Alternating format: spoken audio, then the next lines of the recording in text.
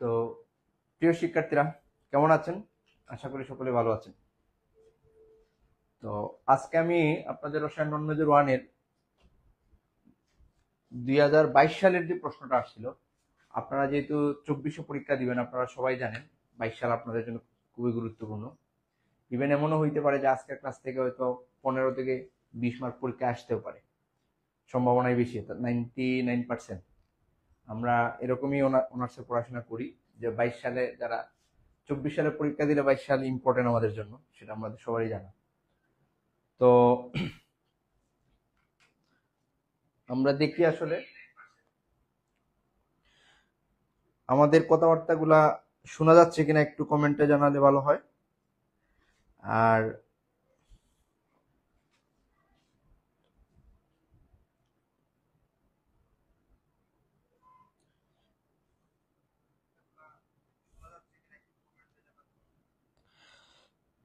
তো একটু কথা আমরা আসলে আজকে আলোচনা করতেছি কি সেটা আমি একটু আবার বলি। আমাদের নন মেজর রসায়ন 2022 সালে যে কোয়েকশনটা আপনাদের আসছিল, যে 2022 সালের যে প্রশ্নটা আছে ওই জায়গায় ঘ বিভাগ অর্থাৎ ক বিভাগ, খ বিভাগ, ঘ বিভাগে যে আমাদের প্রশ্নগুলো আছে, এই প্রশ্নগুলোর মধ্যে যেগুলো আপনাদের জন্য জটিল জৈব যৌগের অংশ এবং আয়ন ইলেকট্রন পদ্ধতিতে সমীকরণের সমাধান সাধন, এই টপিকগুলো আলোচনা করবো। আমার বিশ্বাস এগুলা বেশ মনোযোগ সহকারে দেখলে আপনারা বুঝতে পারবেন, আর এগুলো বুঝার জিনিস আসলে। তাহলে চলেন আসলে আমরা কি কি আলোচনা করতে চাচ্ছি।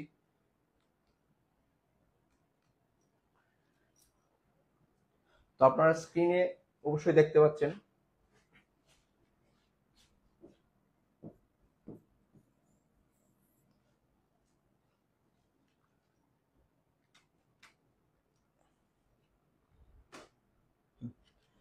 আপনারা স্ক্রিনে দেখতে পাচ্ছেন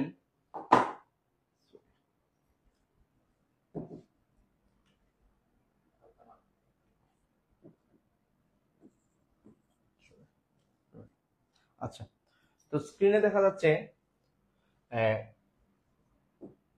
22 সালের ঘ বিভাগের প্রশ্নগুলো আমি দিয়ে দিছি। আপনাদের কাছে যদি 2022 সালের প্রশ্নটা তাকে একটু দেখতেও পারেন। তো লেখাটা না বোঝা গেলে সমস্যা নাই, আমি বলতেছি এবং আমি বোর্ডে আবার লিখবো। আপনারা জানেন যে আমি আসলে ডিজিটাল বোর্ডে নিয়মিত ক্লাস নিই না, আমি সুদীপ্ত স্যারের সেটআপে আসলে ক্লাসটা নিচ্ছি। তো এই জায়গায় আমরা একটু দেখি প্রশ্নগুলো 2022 সালে কি আসছিল, এবং এটা যেহেতু আপনাদের জন্য খুব ইম্পর্টেন্ট, অর্থাৎ এই সবটি প্রশ্ন আপনার জন্য 99% বা 90% এর উপরে কম, এবং নিশ্চিত থাকেন আপনি এই প্রশ্নগুলোর অনেকটাই আপনার পরীক্ষা আসতেছে কনফার্ম। তো আমরা দেখি হয়তো সব প্রশ্নগুলো আলোচনা করা লাগবে না, অনেকগুলো আছে বর্ণনামূলক কোয়েকশন, আপনারা নিজেরা পড়লেই পারবেন। তো দেখি প্রথম কোয়েকশনটা ঘ বিভাগের আছে, সমযোজী বন্ধন কাকে বলে, সমযোজী বন্ধন গঠনের শর্তগুলা। সমযোজী বন্ধন কাকে বলে, সমযোজী বন্ধন গঠনের শর্তগুলা, এটা একটা বর্ণনামূলক প্রশ্ন। আপনারা জানেন মূলত এটাই যে দুইটা অধাতব পরমাণু পরস্পরের সাথে আমরা নবম দশম শ্রেণীতে পড়তাম যে ইলেকট্রন শেয়ারের মাধ্যমে। তো এটা এইভাবে বলবো না, আমরা ইন্টারমিডিয়েট এবং অনার্স লেভেলে আমরা বলি যে দুটি পরমাণুর একই অক্ষ অবস্থিত দুটি অরবিটালের পাশাপাশি বা সামনাসামনি অতিক্রমণের ফলে যে বন্ধন গঠিত হয় সেটা সমযোজী বন্ধন। এবং সমযোজী বন্ধনের শর্তগুলা কি, যে দুইটা পরমাণু অবশ্যই অধাতব হইতে হবে এবং তাদের মধ্যে তাদের যোজ্যতা স্তরের ইলেকট্রন গুলো পাশাপাশি গ্রুপে অবস্থিত হইতে হবে, এই বর্ণনামূলক প্রশ্ন। তারপরে আছে কি আয়নীকরণ বিভব কি, অক্সিজেন অপেক্ষা নাইট্রোজেনের আয়নীকরণ বিভবের মান বেশি কেন, প্রয়োজন হইলে আমি আলোচনা করব স্যার। আমি এখন এই প্রশ্নটা ছিল চতুর্থ অধ্যায়, এই আয়নীকরণ বিভবটা তৃতীয় অধ্যায়। আমি একটু বলে যাচ্ছি প্রথমে প্রশ্নগুলা, আর আমি আলোচনা করবো স্যার ওই যে আয়ন ইলেকট্রন পদ্ধতিতে সমীকরণের সমতা সাধন, যে বিষয়গুলো আপনাদের সমস্যা হয়।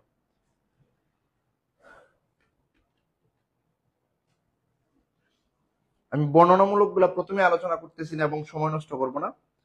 তো প্রথম যে আমরা একটু দেখি যে আপনাদের 24 সালে যে প্রশ্নটা আসবে, 22 সালে যে প্রশ্নটা আসছে আপনাদের পরিচিত কিনা। তো সমযোজী বন্ধন কাকে বলে, সমযোজী বন্ধন গঠনের শর্ত সমূহ, আয়নীকরণ বিভব কি, অক্সিজেন অপেক্ষা নাইট্রোজেনের আয়নীকরণ বিভব বেশি কেন, ওই যে ব্যতিক্রমের কারণে আপনারা জানেন হয়তো। এটা চতুর্থ অধ্যায়, এটা তৃতীয় অধ্যায়।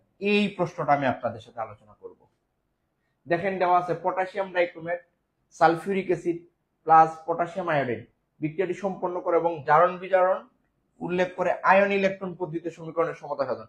আমি জানি আপনাদের 90% স্টুডেন্টরাই এই টাইপের প্রশ্নগুলো ভয় পান, কিন্তু খুব ইন্টারেস্টিং এবং আপনি পরীক্ষা দিলে ফুল মার্ক পাবেন যদি একটু মনোযোগ সহকারে দেখেন। আপনারা আয়ন ইলেকট্রন পদ্ধতিতে সমীকরণ সমতা সাধন অর্থাৎ পঞ্চম অধ্যায়, আমি কি এই প্রশ্নটা আলোচনা করব? হ্যাঁ, আমি আপনাদের একটু কমেন্টটা দেখি। আয়ন ইলেকট্রন পদ্ধতিতে সমীকরণের সমতা সাধন, এই প্রশ্নটা আমার বিশ্বাস আপনাদের 90% স্টুডেন্টেরই সমস্যা হওয়ার কথা। তো আমি এটা সলভ করে দিব। ভাইয়া আমার প্রায় সব নন মেজর সাবজেক্ট গুলা, হ্যাঁ আমি ভাইয়া চেষ্টা করবো। আমি আসলে আমাদের যে পেড কোর্সে যারা ভর্তি হয়েছিল আমি ডিটেলস আলোচনা করছি, অনেক প্রশ্ন আলোচনা করছিলাম। তো আমি 2-1 দিনের ভিতরে চেষ্টা করব আসলে একটা শর্ট সাজেশন দেওয়া। আমাদের পাই ম্যাথ ক্লাব গ্রুপে অলরেডি সুদীপ্ত স্যার একটা সাজেশন দিছে, তারপরে একটা শর্ট দেওয়া যায় কিনা সেটা চেষ্টা করব। আচ্ছা, এই প্রশ্নটি দেখেন, আরেকটা প্রশ্ন আছে অম্ল ক্ষারকের ব্রনস্টেড লাউরি মতবাদ এবং এই মতবাদ অনুসারে অম্ল ক্ষারকের শ্রেণী বিভাগ। স্যার এই প্রশ্নটা কোন অধ্যায় বলতে পারবেন? নবম অধ্যায়। ওই যে অম্ল ক্ষারক থেকে প্রশ্ন আসেই স্যার, পঞ্চম অধ্যায় থেকে, এটা নবম অধ্যায় থেকে। তারপরে আরেকটা জিনিস খেয়াল করছেন নি স্যার, 12 নম্বর প্রশ্নটা যে বেনজিন থেকে কিভাবে টলুইন এবং কিভাবে এনিলিন পাওয়া যায়, এটা আসলে কোন অধ্যায়ের? 11 নম্বর অধ্যায়। তারপরে দেখেন গ্রিগনাট বিকারক কি? গ্রিগনাট বিকারক থেকে 2 ডিগ্রি এবং 3 ডিগ্রি অ্যালকোহল পাওয়া যায় বিক্রিয়া সহলিক, এটাও জৈব যৌগ। স্যার 11 নম্বর এবং 12 নম্বর অধ্যায়। স্যার আপনারা এই কথাটা একটু মনোযোগ সহকারে খেয়াল করবেন। আপনাদের রসায়ন নন মেজর 1 এর যে 2টা চ্যাপ্টার আছে শেষের 11 এবং 12 নম্বর চ্যাপ্টার থেকে কিন্তু এই 2022 সালে আমি একটু অ্যানালাইসিস করে দেখছি প্রায় 40 মার্কস আসছে। অর্থাৎ আপনাদের নন মেজর রসায়ন 1 কোর্সের শেষের 2টা চ্যাপ্টার যদি কেউ ভালো করে পড়ে অর্থাৎ সব প্রশ্নের উত্তর দিতে পারে, সে 40 মার্কের মতো কমন পাবে।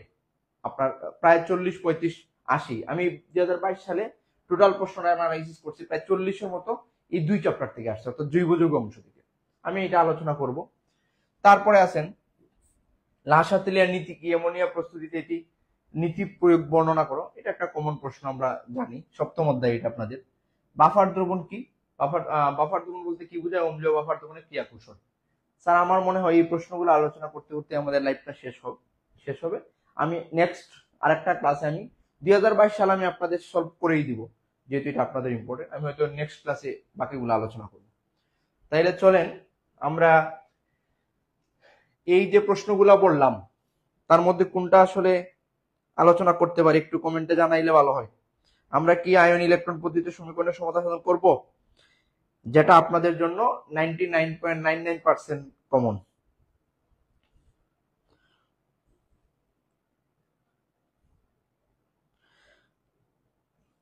তো আয়ন ইলেকট্রন পদ্ধতিতে সমীকরণের সমতা সাধন আপনাদের সাজেশনে এই 2টাই দেওয়া আছে, এই 2টার মধ্যে যে কোনো একটা আসবেই। তো আমরা একটু দেখি, এটা আপনাদের পঞ্চম অধ্যায়ের জন্য খুব ইম্পর্টেন্ট স্যার। তো আমরা আয়ন ইলেকট্রন পদ্ধতিতে সমীকরণের সমতা সাধন এই বিষয়টা আলোচনা করতেছি।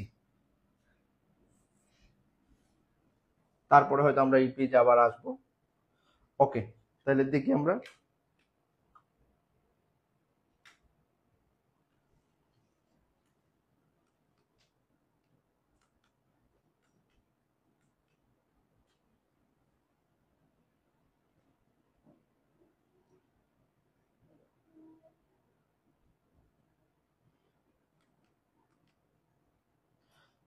তো আয়ন ইলেকট্রন পদ্ধতিতে সমীকরণের সমতা সাধন এই প্রশ্নটা আমরা আলোচনা করতে চাই। এটা আপনাদের পঞ্চম অধ্যায় ধারণ বিজারণ অংশ। তো আমাদের টপিকটা আসলে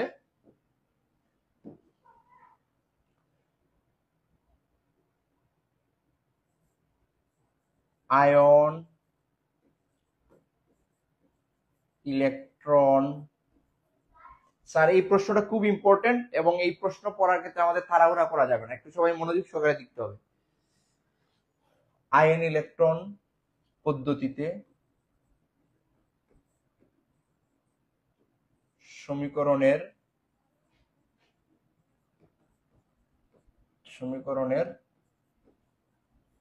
সমতা সাধন। এটা আপনার কোন অধ্যায় স্যার? এই টপিকটা কোন অধ্যায়? আমরা একটু লিখে রাখি, এটা পঞ্চম অধ্যায়। পঞ্চম অধ্যায়, আমরা পঞ্চম অধ্যায় থেকে এই প্রশ্ন আলোচনা করতেছি, আয়ন ইলেকট্রন পদ্ধতি সমীকরণের সমতা সাধন।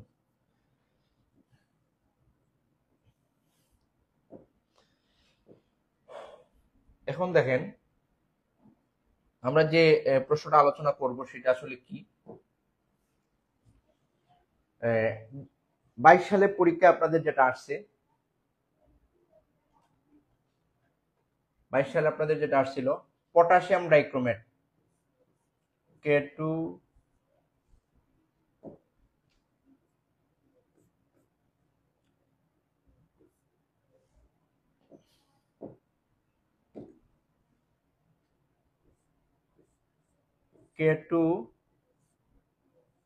Cr2O7 plus sulphuric acid plus potassium iodide, এই আপনাকে বিক্রিয়াটা দিছে, দিয়ে বলছে যে আয়ন ইলেকট্রন পদ্ধতিতে সমীকরণের সমতা সাধন। স্যার আমি বাস্তবতার নিরিখে একটা কথা বলি, আপনাদের আমরা যখন ইন্টারমিডিয়েটে ছিলাম আমাদের সাথে অনেকেই আসলে এই আয়ন ইলেকট্রন পদ্ধতিতে সমতা সাধন পড়তো না, অনেকে স্কিপ করে যাইতো। তো আপনারা অনেকেই ভাবতেছেন যে ইন্টারমিডিয়েটে যদি আমরা না পড়িতে এখন কি পারবো, সামনে পরীক্ষা চলে আসছে। হ্যাঁ স্যার, আজকে ক্লাসটা মনোযোগ সহকারে পড়লে, ফলো করলে আপনি অবশ্যই পারবেন, এটা নিয়ে একটু ভয় পাওয়ার কোনো কারণ নাই, তবে একটু মনোযোগ সহকারে দেখতে হবে।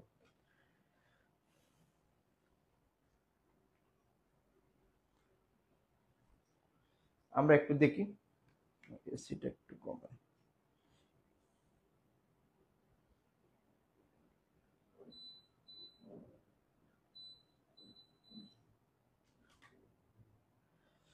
ওকে, তো স্যার আয়ন ইলেকট্রন পদ্ধতিতে সমীকরণের সমতা সাধন, এখন আমাকে করতে হবে নাকি এরকম আপনার সাজেশনে দুইটা দেওয়া আছে, এটা এনইউ, এটা কোন বোর্ডে আসছিল? আমাদের এই কোয়েশ্চনটা আসছে ন্যাশনাল ভার্সিটি 22 সনে আসছে, অর্থাৎ আপনাদের জন্য অপেক্ষা করছে, মনে করতে পারেন। ওকে স্যার, এখন আমরা আসলে কাজটা কি করব? আমাদের করতে হবে যে পটাশিয়াম ডাইক্রোমেট, সালফিউরিক অ্যাসিড এবং পটাশিয়াম আয়োডাইড, এই জায়গায় সালফিউরিক অ্যাসিড মানে অম্লীয় মাধ্যম হিসাবে কাজ করে, এই জায়গায় আমার একটা জারক আছে আর একটা বিজারক আছে। আপনি প্রথমেই খুঁজে বের করবেন এই দুইটার মধ্যে কোনটা জারক কোনটা বিজারক। এখন আমি আপনাকে একটু বলে রাখি, জারক হিসাবে সবসময় যে পদার্থগুলো থাকে এই টাইপের সমীকরণে, সেটা হলো KMnO4, KMnO4, K2, Cr2O7, এই যে এগুলা সাধারণত জারক হিসাবে থাকে। পটাশিয়াম পার ম্যাঙ্গানেট K2Cr2O7, এইরকম আপনি কিছু দেখলেই বুঝবেন যেটা আসলে জারক, এটা নিয়ে টেনশন করার কোনো কারণ নেই। তো এই যে একটা পদার্থ আছে, এই যে এর মানে কি, এটা আমার কি জারক। এখন জারক কাকে বলে? যে ইলেকট্রন গ্রহণ করে বিজারিত হয় তাকে জারক বলে। আমি এই সংজ্ঞায় যাওয়ার প্রয়োজন নাই, আমি এই সলভটা করতে পারলে হইল। এখন যেহেতু এটা জারক, এই সালফিউরিক অ্যাসিড এই জায়গায় কিছু না, এটা মাধ্যম হিসেবে কাজ করে, এটা জারক হইলে এটা কি হবে? বিজারক। আমি আপনাদের এই লাইভ ক্লাস শেষে অবশ্যই আমি 30 মিনিটের মধ্যেই আজকে আমি যা পড়াবো এই সবগুলোর নোট আপনাদের দিয়ে দিব হয়তো আমার এই লাইভের কমেন্টে। তো এটা জারক এবং এটা বিজারক, আর এটা অম্লীয় মাধ্যম। স্যার এখন আপনার একটা প্রশ্ন হইতে পারে যে আমাকে এই বিক্রিয়াটা দেওয়া হলে এই জায়গায় প্রোডাক্টটা যে হবে কি হবে, আমি কিভাবে বুঝবো? এটা হইলো, আপনি মনে রাখবেন আপনার মধ্যে জারকের মধ্যে যে দুইটা ধাতু থাকবে তার লবণ উৎপন্ন হবে। যেহেতু এই জায়গায় সালফিউরিক অ্যাসিড আছে এই জন্য সালফেট লবণ হবে, যদি HCl অ্যাসিড থাকতো তাহলে হয়তো ক্লোরাইড লবণ। তো আপনি দেখেন আপনার এই জায়গায় কি আছে, প্রোডাক্টটা কিভাবে লিখবেন আমি একটু বলে দিচ্ছি। এই জায়গায় আমার জারকের মধ্যে দুইটা ধাতু, একটা পটাশিয়াম একটা ক্রোমিয়াম। তো আমি বলছি যে এই ধাতুগুলোর লবণ হবে সালফেট লবণ, তাই potassium sulphate K2SO4 plus chromium sulphate, ক্রোমিয়ামের যৌগিক কত? 3 আমরা জানি, ক্রোমিয়াম সালফেটের সংকেত কি? Cr2SO4 whole 3। আশা করি সংকেতটা আপনারা বুঝতে পারতেছেন, ক্রোমিয়াম সালফেট। তাহলে এই জায়গায় হলো পটাশিয়াম সালফেট, ক্রোমিয়াম সালফেট। এখন সাথে হবে এই বিক্রিয়কে যদি আয়োডাইড থাকে উৎপাদন হবে আয়োডিন, আয়োডিন। এবং আর সাথে হবে পানি। এই হইলো পানি সবসময় হবে। আমরা কাজ করি এই অংশটা জারক চিনার জন্য আমরা এই দুইটা লিখছিলাম। এটা দেখো, এই হলো আপনার আসলে প্রোডাক্ট। তাহলে কি স্যার, আমি কি বলছি যে এই টাইপের যে কোনো একটা বিক্রিয়া দিক আপনাকে সম্ভাবনা 99% সম্ভাবনা পটাশিয়াম পারম্যাঙ্গানেট অথবা পটাশিয়াম ডাইক্রোমেট দিবে। এই দুইটার লবণ উৎপন্ন হবে, লবণ উৎপন্ন করলেন পটাশিয়াম সালফেট, আমার যেহেতু সালফিউরিক অ্যাসিড আছে এই জায়গায় যদি HCl হইতো তাহলে আমার ক্লোরাইড লবণ হইতো। পটাশিয়াম সালফেট হইছে, ক্রোমিয়াম সালফেট হইছে, এই বিক্রিয়কে যদি আয়োডাইড থাকে তো উৎপাদে কি হবে, আয়োডিন হবে এবং সাথে পানি সবসময় হবে। এই হইল। এখন আমার কাজটা আসলে কি, আমার কাজটা আসলে এই সমীকরণটা সমতা সাধন করা, জারণ অর্ধবিক্রিয়া বিজারণ অর্ধবিক্রিয়া লেখা। আপনি এইভাবে মুখে মুখে চাইলে এটাও পারবেন না। আমরা ছোট ছোট বিক্রিয়াগুলো আসলে এইভাবে করি, কিন্তু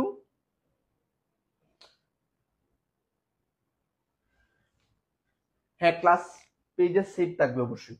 আচ্ছা আমি একটু পরে কমেন্ট দেখব। তো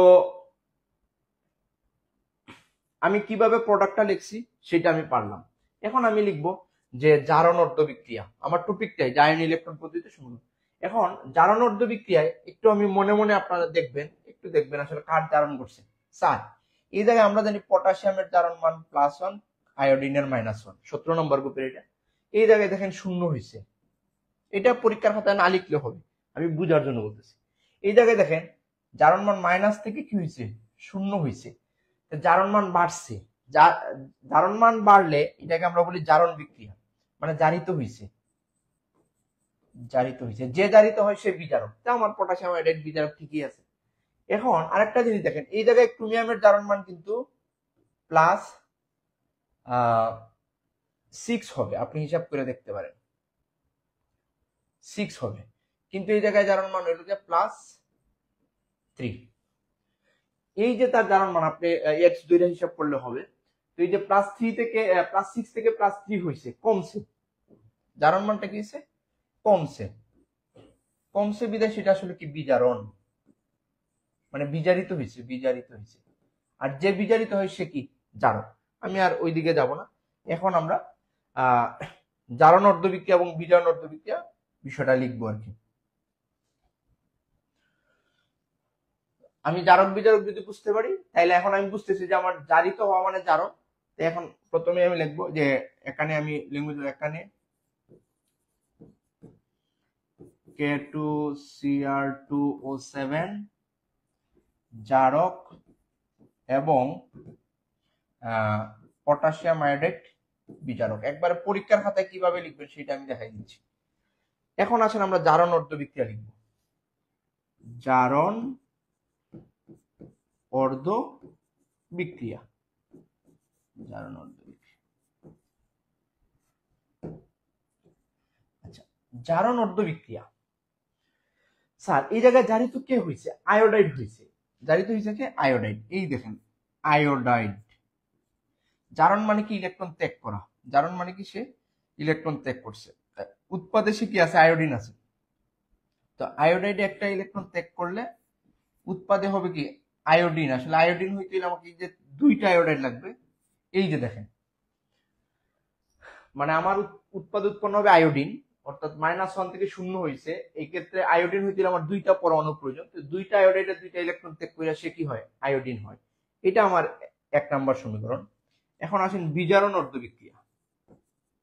বিজারণ অর্ধবিক্রিয়া, স্যার বিজারণে আমাদের কিছু নিয়ম আছে, একটু আপনাকে ফলো রাখতে হবে। বিজারণ অর্ধবিক্রিয়াটা আমরা কিভাবে লিখতেছি, এই জায়গায় বিজারণটা হয়েছে আসলে এই যে ক্রোমেট আয়নের, ক্রোমেট। আমরা এই জায়গায় শুধু ক্রোমিয়াম লিখতে পারবো না। এখন প্রশ্ন হলো কেন পারবো না, স্যার ওই যে জারক বিজারক হয়, এই যে K2Cr2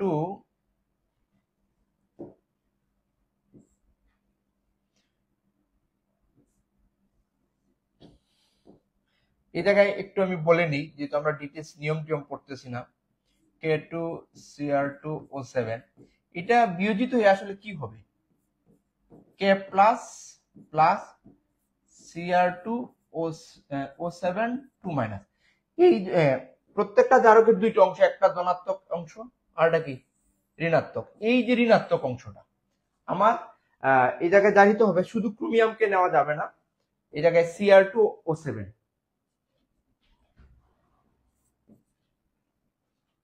Cr2O7 2- সে কি করতেছে, আমরা বলছিলাম যে আমার এই জায়গায় দেখেন ক্রোমিয়ামের যার মান +6, সে উৎপাদে হয়েছে +3।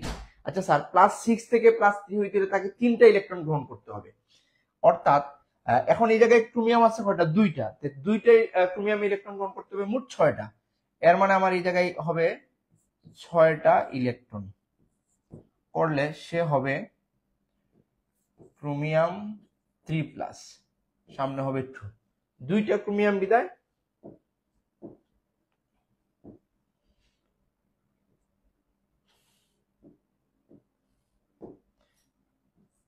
ক্রোমিয়াম 3+।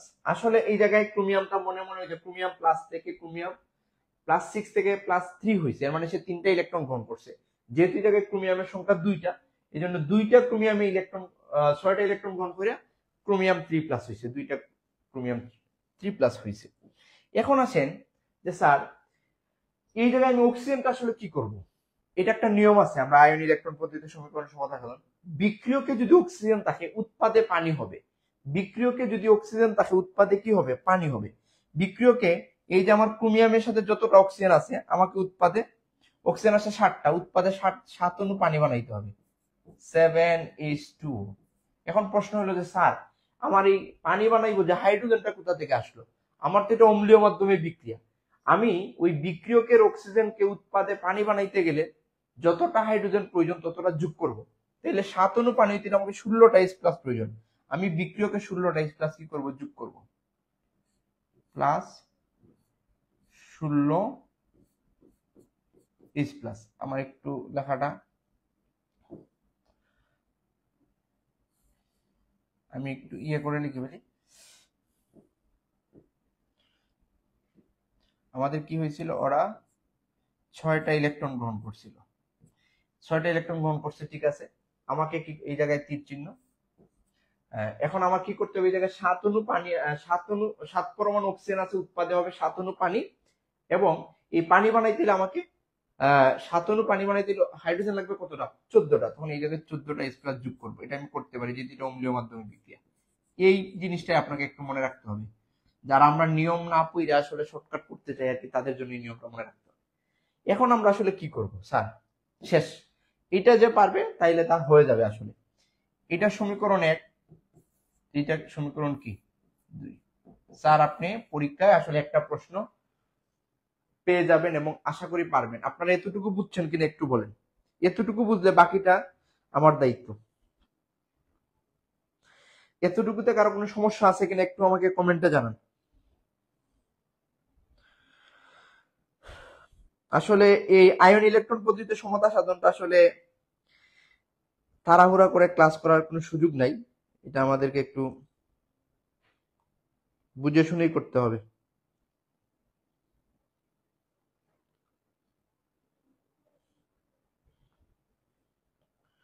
আমাকে একটু জানান তো এটা বুঝছেন কিনা আপনারা।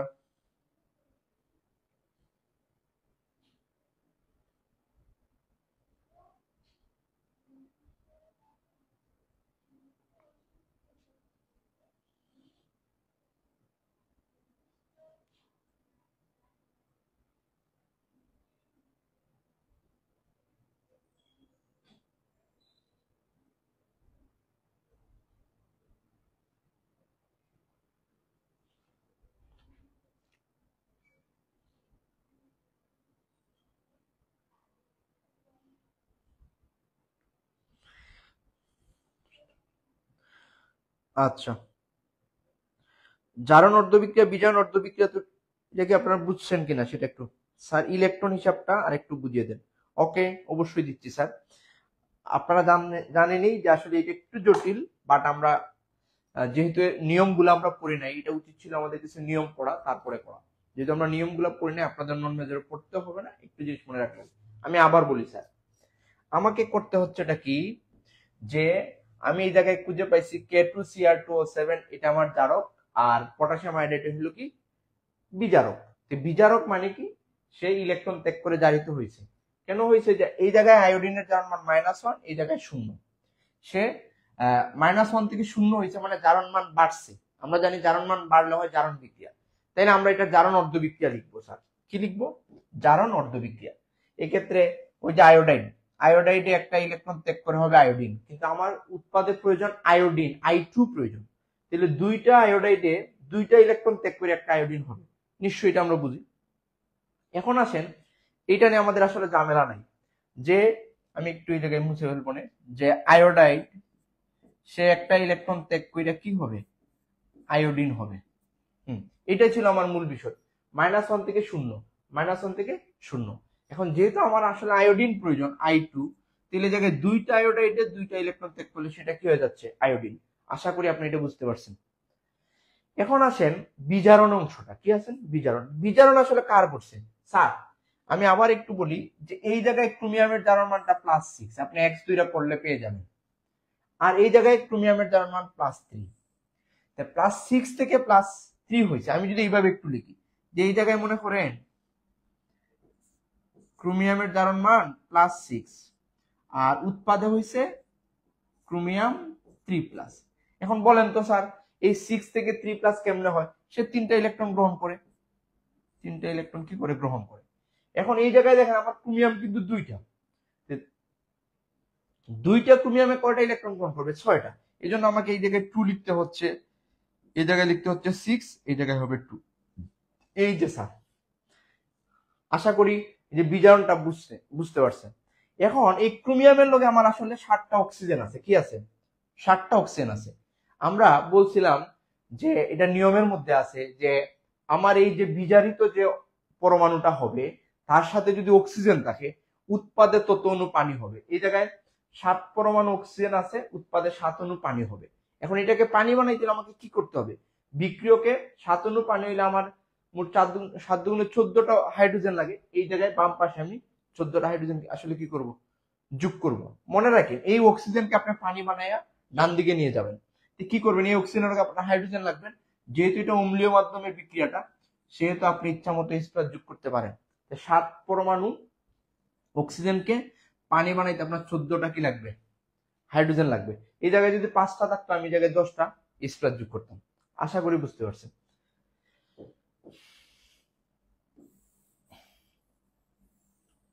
এখন আসেন, এটা যদি আমরা বুঝি, তাহলে এখন আমাদের আসলে কাজটা কি, এই জারণ অর্ধবিক্রিয়া এবং বিজারণ অর্ধবিক্রিয়া উভয় পক্ষে ইলেকট্রন সমান। স্যার তানজিনা আক্তার, উর্মি আক্তার, এখন বুঝছেন কিনা একটু বলেন তো স্যার, নাইলে আমি আবার বলবো, সমস্যা নেই, কারণ এইটা আপনাদের জন্য খুবই ইম্পর্টেন্ট একটা কোয়েশ্চন। আপনারা আবার একটু আমাকে জানান তো।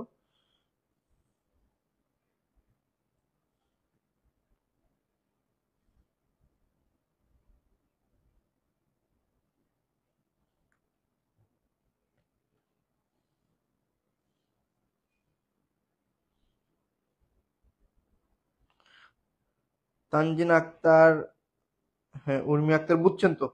যদি বুঝেন তাইলে আর কিছু না, যে আমার এই জিনিসটা মনে রাখতে হবে, ক্রোমিয়ামের ছিল +6, উৎপাদে হয়েছে +3, +6 থেকে +3 হয়েছে, মানে সে 3টা ইলেকট্রন গ্রহণ করবে।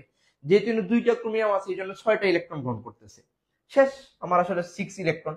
এখন একটু ঝামেলা করছে আমার এই অক্সিজেনটা, যে ক্রোমিয়ামের সাথে 7টা অক্সিজেন আছে, আমি উৎপাদে 7 অণু পানি বানাই ফেলবো, সমস্যা নাই, 7 অণু পানি বানাইলাম। আর এই 7 অণু পানি বানাইতে আমার 14টা H+ লাগবে, সেটা আমি বিক্রিয়কে যোগ করব। অর্থাৎ এই 7টা পরমাণু যে আছে অক্সিজেনের, সেটাকে পানি বানাইতে আমার 14 অণু H+ লাগবে। আমি বাম পাশে এটা যোগ করে উৎপাদে পানি হয়ে যাবে। এইটাই নিয়ম আর কি। ওকে স্যার, এখন আমাদের আসলে কাজটা কি তাইলে দেখেন, আমরা এখন আমাদের কাজটা আসলে, সরি এই জায়গায় আমার একটু মুছে গেছে, Cr2 O7 ছিল, O7 2-, ওকে। এখন আপনার কাজ হবে, এই যে জারণ বিক্রিয়ায় 2টি ইলেকট্রন ত্যাগ করছে, বিজারণ বিক্রিয়ায় ইলেকট্রন গ্রহণ করছে 6টা। এখন স্যার আমরা তো জানি যে জারণ মানে দেওয়া, বিজারণ মানে গ্রহণ করা। কেউ যদি আপনাকে 2টা দেয়, আপনি কি 6টা গ্রহণ করতে পারবেন না। তাহলে দেওয়া এবং নেওয়া দুইটা আমাকে কি করতে হবে, সমান করতে হবে। এই ক্ষেত্রে আমরা কিভাবে করতে পারি দেখেন, আমরা 1 নম্বর সমীকরণকে যদি 3 দিয়ে গুণ করে ফেলি, তাহলে আমরা কি করব, 1 নং সমীকরণকে আমরা ইলেকট্রন সমতা সাধন করা লাগবে। 1 নং সমীকরণকে 3 দ্বারা গুণ করব এবং 2 নাম্বারকে আসলে 1 দ্বারা গুণ করা, এটা আমাকে লিখলেও হবে না লিখলেও হবে, প্লাস 2 নংকে আসলে আমরা কি করব, 1 দ্বারা গুণ করতেছি, মানে জাস্ট ইয়ের জন্য, প্রয়োজন নাই 1 দ্বারা গুণ, এটা আমার লিখতে হয় না, অন্য কোনো ডিজিট হলে হয়তো লিখতে লাগতো আর কি।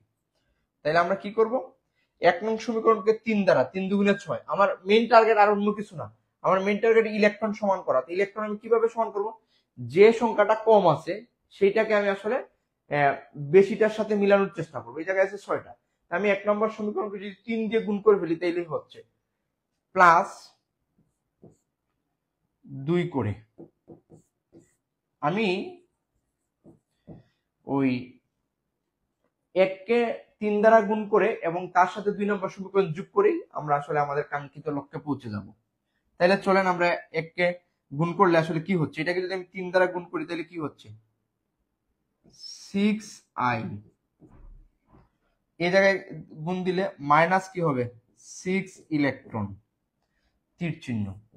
আমি যদি এটাকে 3 দ্বারা গুণ করি 3i2, আশা করি বুঝতে পারছেন। আমি 1 নাম্বার সমীকরণকে 3 দ্বারা গুণ করছি, 2 নাম্বারকে আসলে 1 দ্বারা গুণ করা মানে না করলে হচ্ছে, যা আছে তাই লিখবো। কি লিখবো, Cr2O7 2 মাইনাস প্লাস 6e, এটা কিন্তু প্লাস,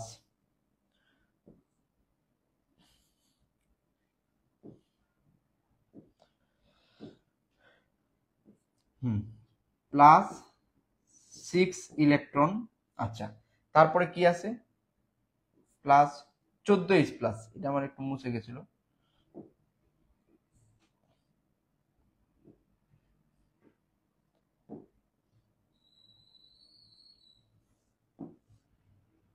প্লাস 14 প্লাস, ওই যে 14 প্লাস ছিল, তীর চিহ্ন 2Cr2 3 plus plus 7H2। Sir এখন আমরা আসলে কি করছি বলেন তো, যে 1 নম্বর সমীকরণকে 3 দ্বারা গুণ করে আর 2 নম্বরকে আমার কিছু করতে হয় নাই, 1 দ্বারা গুণ করা আর কি। এখন আমরা এটাকে যোগ করে ফেলবো, এই 2 লাইন লিখলে আমাদের আসলে শেষ। আমরা যে এটা কেন করছি, এই ইলেকট্রন দুইটা কি যাবে, বাদ যাবে, প্লাস ইলেকট্রন এবং মাইনাস ইলেকট্রন কাটাকাটি হয়ে যাচ্ছে। এখন আমরা আসলে যা আছে তা লিখে ফেলি, আগে পিছিয়ে লিখে কোনো সমস্যা নেই। দেখেন আপনার কি আছে, মনে করেন এটাই লিখি Cr2O7 2 minus plus 6i minus, বাম পাশে যা আছে তাই লিখতেছি, প্লাস 14 প্লাস তীর চিহ্ন, উৎপাদে আমার কি হবে 3টা আয়োডিন আছে, প্লাস আগে পিছিয়ে কোনো সমস্যা নাই, যে আমি এটা আগে লিখবো না এটা আগে লিখবো, এটা কোনো সমস্যা নেই, 2Cr3 plus plus 7H2। Sir এতটুকু পর্যন্ত বুঝছি কিনা, এটা হলো আয়নিক সমীকরণ বা কঙ্কাল সমীকরণ, এটাকে আমরা বলি আয়নিক সমীকরণ বা কঙ্কাল সমীকরণ। এটা হলো আয়নিক সমীকরণ, আমরা ব্রেকেট একটু লিখে রাখি, আয়নিক সমীকরণ, এটাকে আয়নিক সমীকরণ বা কঙ্কাল সমীকরণ বলি। এখন আপনি লিখবেন যে এই সমীকরণে আমরা প্রয়োজনীয় মূলক সরবরাহ করে পাই। স্যার আমাদের শেষ কিন্তু, এখন জাস্ট খালি মূলক সরবরাহ করব। এই আয়নিক সমীকরণে প্রয়োজনীয় মূলক সরবরাহ করে পাই, তাইলেই আসলে আমাদের শেষ। এখন আমরা কি করব, প্রয়োজনীয় মূলক সরবরাহ করে পাই, প্রয়োজনীয় মূলক সরবরাহ করে পাই, সরবরাহ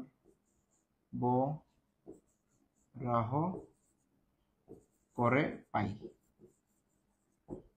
এখন এই প্রয়োজনীয় মূলক যে সরবরাহ করব, দেখেন এই Cr2O7 এটা আসলে আসছে কোথা থেকে একটু দেখেন তো, এই যে Cr2O7 এটা আসছে কই থেকে, পটাশিয়াম থেকে, পটাশিয়াম অংশটা বাদ গেছিল, এই আয়নটাকে আমি আসলে নিরপেক্ষ বানাই ফেলবো। এখন আমার টার্গেটটা হলো আয়নটাকে আসলে কি করে ফেলবো, নিরপেক্ষ।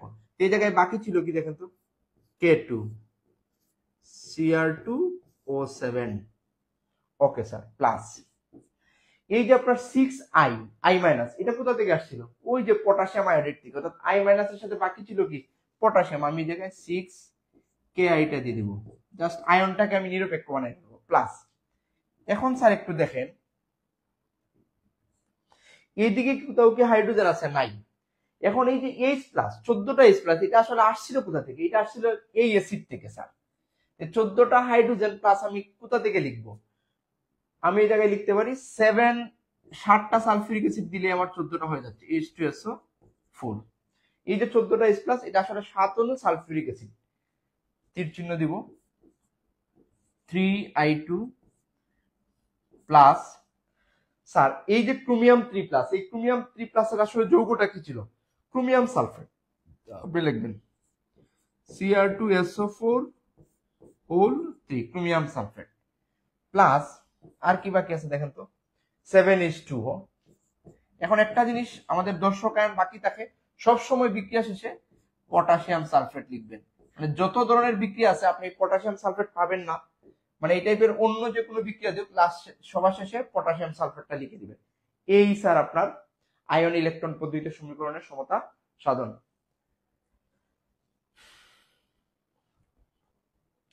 স্যার আপনারা একটু বুঝতে পারছেন? আমাকে একটু জানান, আমি শেষ করছি। অর্থাৎ এটা শুধু একটা প্রশ্ন বিবেচনা করলে হবে না, অর্থাৎ এই টাইপের অন্য কোনোটা আসলে আপনি পারবেন, অর্থাৎ যদি এটা বুঝে থাকেন আর কি। আর আপনাদের নন মেজরে আসলে এই দুইটা বিক্রিয়াই আছে, বারবার অন্তর অন্তর করে আসে। আমার বিশ্বাস এইটাই হয়তো আপনাদের এক্সামে আসতেছে 24 সালে। আপনারা যদি একটু কমেন্টে জানান যে স্যার আসলে বুঝছেন কিনা।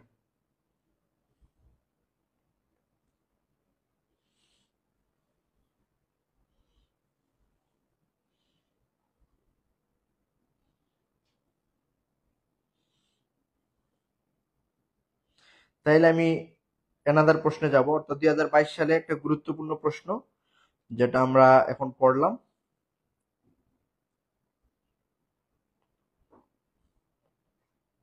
বুঝছেন কিনা একটু আমাকে জানান কমেন্ট।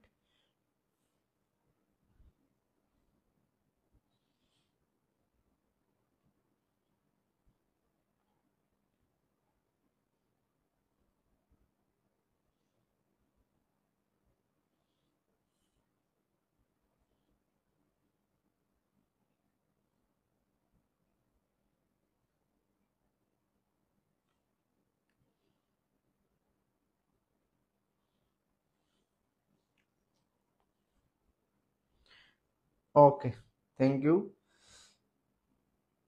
হিমান্তিয়া হাফিজা, বুঝছি স্যার, ধন্যবাদ। তাইলে আমরা আসলে একটু দেখি, আমি একটু শর্ট ভার্সনে বলি। অর্থাৎ এই টাইপের যে কোনো একটা বিক্রিয়া আসলে আপনি প্রথমে দেখবেন জারণ এবং বিজারক, আসলে কোনটা জারক এবং বিজারক। জারক হিসাবে আসলে সবসময় আপনাকে KMnO4 আর K2Cr2O7 দেওয়ার সম্ভাবনাই বেশি। বিজারক, তারপর একটু জারক বিজারক হওয়ার পর আপনি দেখবেন যে আসলে জারণ মানের কি পরিবর্তন ঘটছে। এই জায়গায় ছিল +6, এই জায়গায় হয়েছে +3, মানে সে তার জারণ মান কমছে, মানে বিজারিত হয়েছে। এই জায়গায় -1 থেকে 0 হয়েছে, মানে সেই ইলেকট্রন ত্যাগ করে জারিত হয়েছে। তারপর আমরা জারণ অর্ধবিক্রিয়া লিখবো, বিজারণ অর্ধবিক্রিয়া লিখবো। জারণ অর্ধবিক্রিয়াতে কোনো ঝামেলা কখনো হবে না, আপনার ঝামেলাটা হবে বিজারণ বিক্রিয়াতে। এই বিজারণ অর্ধবিক্রিয়াতে কি হবে জানেন? সবসময় আপনার সাথে একটা অক্সিজেন লাগাই দিবে। যেমন KMnO4 যদি হইতো, MnO4 মাইনাস হইতো, তখন এই জায়গায় এই দেখেন 4টা অক্সিজেন পরমাণু আছে। তো উৎপাদে কয় অণু পানি হইতো? 4 অণু পানি হইতো। উৎপাদে কি হইতো?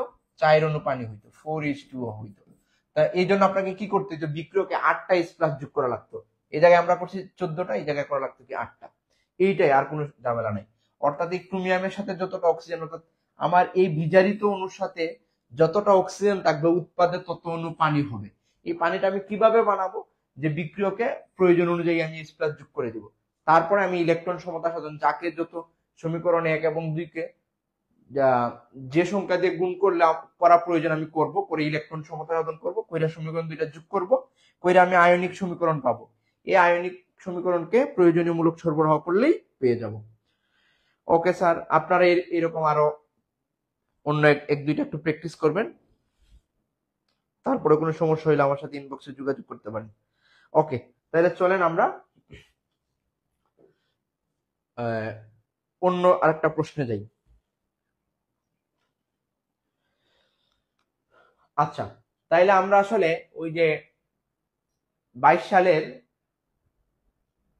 11 নম্বর প্রশ্নের যে প্রথম অংশটা আসছিল আয়ন ইলেকট্রন পদ্ধতিতে সমীকরণের সমাধান, সেটা আমরা পারছি। এখন এর পরের প্রশ্নটা আসলে কি ছিল স্যার? দেখেন, এর পরের প্রশ্নটাই দিছে অম্ল ক্ষারকের ব্রনস্টেড ও লাউরি মতবাদ, এই মতবাদ অনুসারে অম্ল ক্ষারকের শ্রেণীবিভাগ। এটা একটু বুঝার বিষয় আছে, আমি একটু বুঝিয়ে দিতে পারি। অম্ল ক্ষারকের ব্রনস্টেড লাউরি মতবাদ এবং এই মতবাদ অনুসারে অম্ল ক্ষারকের শ্রেণীবিভাগ। চলেন আসলে আমরা এই টোটাল 10 মার্ক আসলে সলভ করি। এখন আমরা আসলে পড়বোটা কি, অম্ল ক্ষারকের ব্রনস্টেড ও লাউরি মতবাদ, অর্থাৎ আপনাদের সিলেবাসে 3টা মতবাদ আছে, আরহেনিয়াস মতবাদ, ব্রনস্টেড ও লাউরি মতবাদ আর লুইস মতবাদ। আপনাদের এই পরীক্ষায় আসছে 2022 সালে, আপনাদের জন্য খুব ইম্পর্টেন্ট অম্ল ক্ষারকের ব্রনস্টেড ও লাউরি মতবাদ। আমি এই জায়গায় করে ফেলি, সমস্যা নেই। অম্ল ক্ষারকের অম্ল ও ক্ষারকের ব্রনস্টেড ও লাউরি মতবাদ এটা আসছিল স্যার, এটা কোন বোর্ডে আসছিল? NU 22 আপনাদের জন্য ইম্পর্টেন্ট। লাউরি মতবাদ এবং এর শ্রেণীবিভাগ, এই মতবাদ অনুসারে অম্ল ক্ষারকের শ্রেণীবিভাগ। আচ্ছা, আমরা আগে মতবাদটা দেখি, তারপরে শ্রেণীবিভাগ অংশটা আলোচনা করি। তো আপনাদের আসলে সিলেবাসে আরহেনিয়াস মতবাদ, ব্রনস্টেড ও লাউরি মতবাদ এবং লুইস মতবাদ আছে। তো ব্রনস্টেড লাউরি মতবাদটাই বেশি ইম্পর্টেন্ট। এটা আর একটা নাম হইল গিয়া প্লুটোনিক মতবাদ, প্লুটোনিক বা প্লুটোনীয় মতবাদ বলি এটাকে আমরা। কি বলি? প্লুটোনীয় মতবাদ।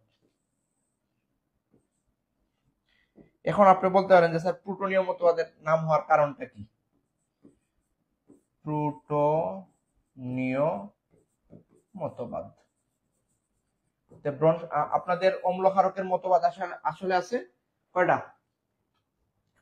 3টা মতবাদ আপনাদের সিলেবাসে, আরহেনিয়াস মতবাদ, ব্রনস্টেড ও লাউরি মতবাদ এবং লুইস মতবাদ। এর মধ্যে বেশি ইম্পর্টেন্ট আসলে ব্রনস্টেড এবং লাউরি মতবাদ। এটাই আপনাদের পরীক্ষায় আসছিল 22 সালে। এখন আপনাদের সময় আসার সম্ভাবনা খুব বেশি। তো চলেন এই প্লুটোনীয় মতবাদ, আসলে এই মতবাদটা কি? এসিডের সংজ্ঞা আমি কিভাবে দিতে পারি, অর্থাৎ এসিড এবং ক্ষারকে আমরা কিভাবে সংজ্ঞায়িত করতে পারি, এই জন্য আরহেনিয়াস একটা মতবাদ দিছে। আরহেনিয়াস দিছে নরমালি আমরা বলি যে সকল পদার্থ জলীয় দ্রবণে H+ আয়ন উৎপন্ন করে, ওইটারে একটু ঘুরাইয়া ব্রনস্টেড লাউরি দিছে, যে ঘুরাইয়া বলতে পানিটাকে উনি সরাইয়া ফেলছেন, যে না, যে কোনো পদার্থ অন্য পদার্থকে প্রোটন দান করলে সে আসলে কি? অম্ল। তাহলে আমরা আসলে ব্রনস্টেড লাউরি নিয়ে আলোচনা করতেছি, অন্যদিকে যাচ্ছি না। ব্রনস্টেড ও লাউরি মতবাদ অনুসারে অম্লের সংজ্ঞা, কিসের সংজ্ঞা? অম্ল, অম্ল বা অ্যাসিডের সংজ্ঞা। ব্রনস্টেড এবং লাউরি মতবাদ অনুসারে যে সকল পদার্থ অন্য পদার্থকে প্রোটন দান করে, এই জায়গায় কিন্তু পানি লাগবে না। আরহেনিয়াসের সাথে এই জায়গায় পার্থক্যটা কি? আরহেনিয়াস বলছিল, আরহেনিয়াস অম্ল কাকে বলে যদি সংজ্ঞা আছে, যে সকল পদার্থ জলীয় দ্রবণে H+ আয়ন উৎপন্ন করে। তো এই জায়গায় জলীয় দ্রবণ হবে না, হবে যে সকল পদার্থ অন্য পদার্থকে প্রোটন দান করে তাদেরকে অম্ল বলে। যেমন এই জায়গায় পানির উপস্থিতি আর প্রয়োজন নাই, যেমন HCl গ্যাসীয় অবস্থায়ও সে কি করতে পারে, যেমন H+ আয়ন ত্যাগ করলো আর Cl-। সুতরাং এই HCl একটা অ্যাসিড। আমি আরেকটা বলতে পারি, যেমন আরেকটা হাইড্রোনিয়াম আয়ন, এটাও কিন্তু অম্লধর্মী বা প্লুটোনীয় ব্রনস্টেড ও লাউরি মতবাদ অনুসারে এটা একটা অম্ল। কিভাবে? এই যে হাইড্রোনিয়াম আয়ন, এটা আসলে কি? সে একটা H+ ত্যাগ করলে একটা পানি হয়, মানে পানির অণুর সাথে সন্নিবেশ সমুদ্রী বন্ধনের মাধ্যমে সে হাইড্রোনিয়াম আয়ন হয়েছিল। তো এই যে আমি যদি বলি যে নিচের কোনটি ব্রনস্টেড ও লাউরি অম্ল, তাইলে আনসার হবে হাইড্রোনিয়াম আয়ন। হাইড্রোনিয়াম আয়ন কি করতে পারে? একটা প্রোটন ত্যাগ করতে পারে। আমি আরেকটা এক্সাম্পল দিই, যেমন অ্যামোনিয়াম, এটাও কিন্তু একটা অম্ল স্যার।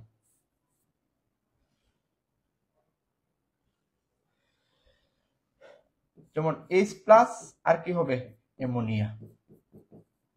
তাইলে কি আমরা এই জায়গায় আমার আর পানি লাগবে না, আমার এই সংজ্ঞাটা কি হবে, যে সকল পদার্থ অর্থাৎ হাইড্রোজেন আছে এমন পদার্থ বা হাইড্রোজেন ধরে যে সকল পদার্থ অন্য পদার্থকে প্রোটন দান করতে পারে তারাই আসলে কি ব্রনস্টেড অম্ল বা ব্রনস্টেড ও লাউরি অম্ল। এখন আসেন ক্ষারক।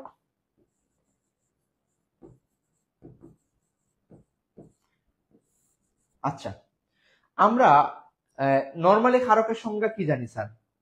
নর্মালি আমরা ক্ষারকের সংজ্ঞা জানি যারা জলীয় দ্রবণে OH মাইনাস আয়ন উৎপন্ন করে, OH মাইনাস আয়ন উৎপন্ন করে এরকম যারা করতো তারাই আসলে ক্ষারক ছিল।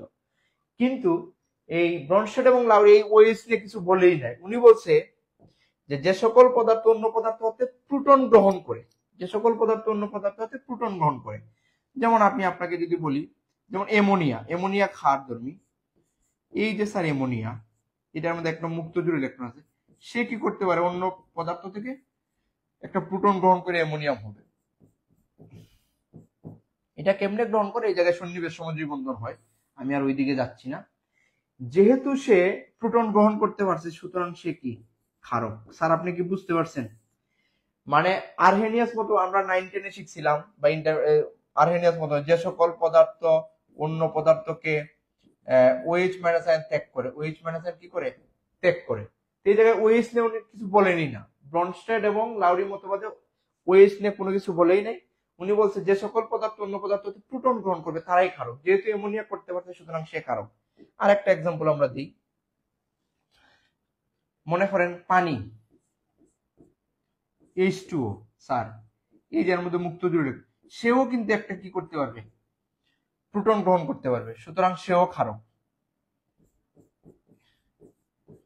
পানি আসলে উভধর্মী পদার্থ, আমরা নর্মালি নিরপেক্ষ জানি, সে কিন্তু অম্লের মতো আচরণ করে আবার ক্ষারের মতো আচরণ করে। এই জায়গায় দেখেন হাইড্রোনিয়াম আয়ন একটা প্রোটন ত্যাগ করে রেখেছিল H+ আর পানি। এখন এই পানি একটা প্রোটন যে গ্রহণ করছে হাইড্রোনিয়াম আয়ন হয়েছে, এই জায়গায় সে ক্ষারকের মতো আচরণ করছে। কিসের মতো আচরণ করছে?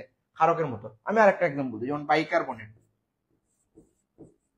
সে অন্য পদার্থ হতে একটা প্রোটন কি করতে পারে, গ্রহণ করতে পারে, কইরা H2CO3 অ্যাসিড হইতে পারে। এই জায়গায় এইটা হলো ক্ষারক।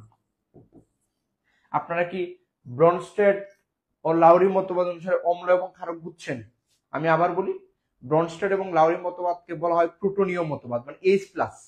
হাইড্রোজেনের একটা ইলেকট্রন একটা প্রোটন থাকে, সে একটা ইলেকট্রন ত্যাগ করে ফেললে খালি তাকে প্রোটন, এই জন্য H+, প্রোটন মানে H+, প্রোটন মানে কি H+। তে ব্রনস্টেড এবং লাউরি কি করছে, এই প্রোটনের উপর ভিত্তি করে অম্ল ক্ষারকের সংজ্ঞা দিছে।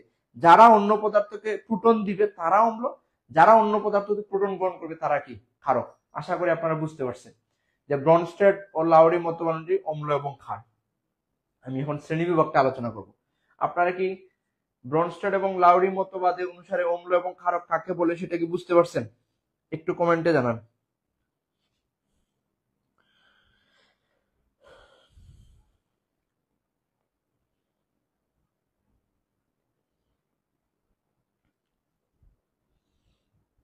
স্যার এটা কি বুঝতে পারছেন? একটু কমেন্টে জানান তো।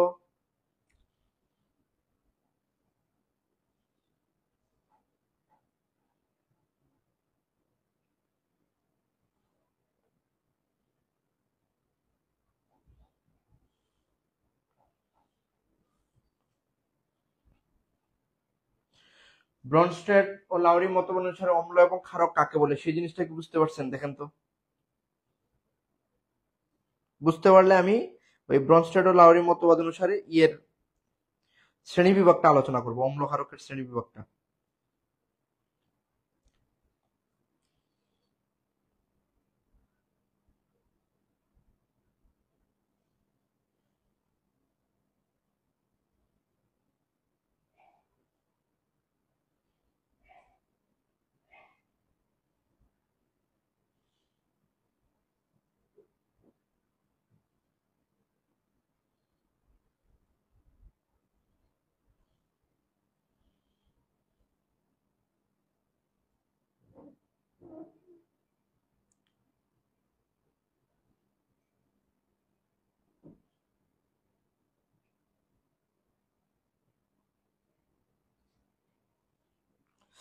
আচ্ছা, আমরা যদি এটা বুঝি তাইলে এখন আমরা আসলে কি করব, ওই যে অম্ল ক্ষারকের মতবাদটা যেহেতু বুঝতে পারছি, এখন আমরা এই ব্রনস্টেড ও লাউরি মতবাদ অনুসারে তার শ্রেণী বিভাগটা আলোচনা করব।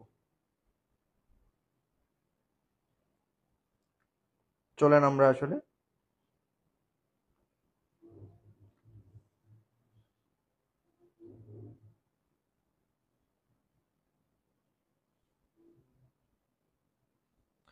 ওকে,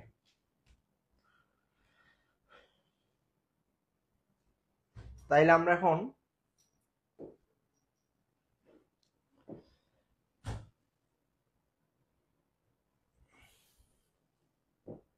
এই জায়গায় করে ফেলি। আমরা ব্রনস্টেড ও লাউরি মতবাদ অনুসারে অম্ল ক্ষারক কাকে বলে সেটা বুঝতে পারছি।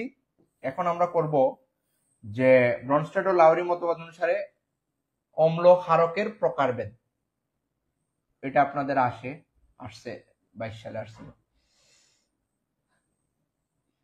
আমরা কি যে এই মতবাদ অনুসারে অম্ল ক্ষারকের শ্রেণী বিভাগ, এই মতবাদ অনুসারে অম্ল ক্ষারকের শ্রেণী বিভাগ, অর্থাৎ ব্রনস্টেড ও লাউরি মতবাদ অনুসারে অম্ল ও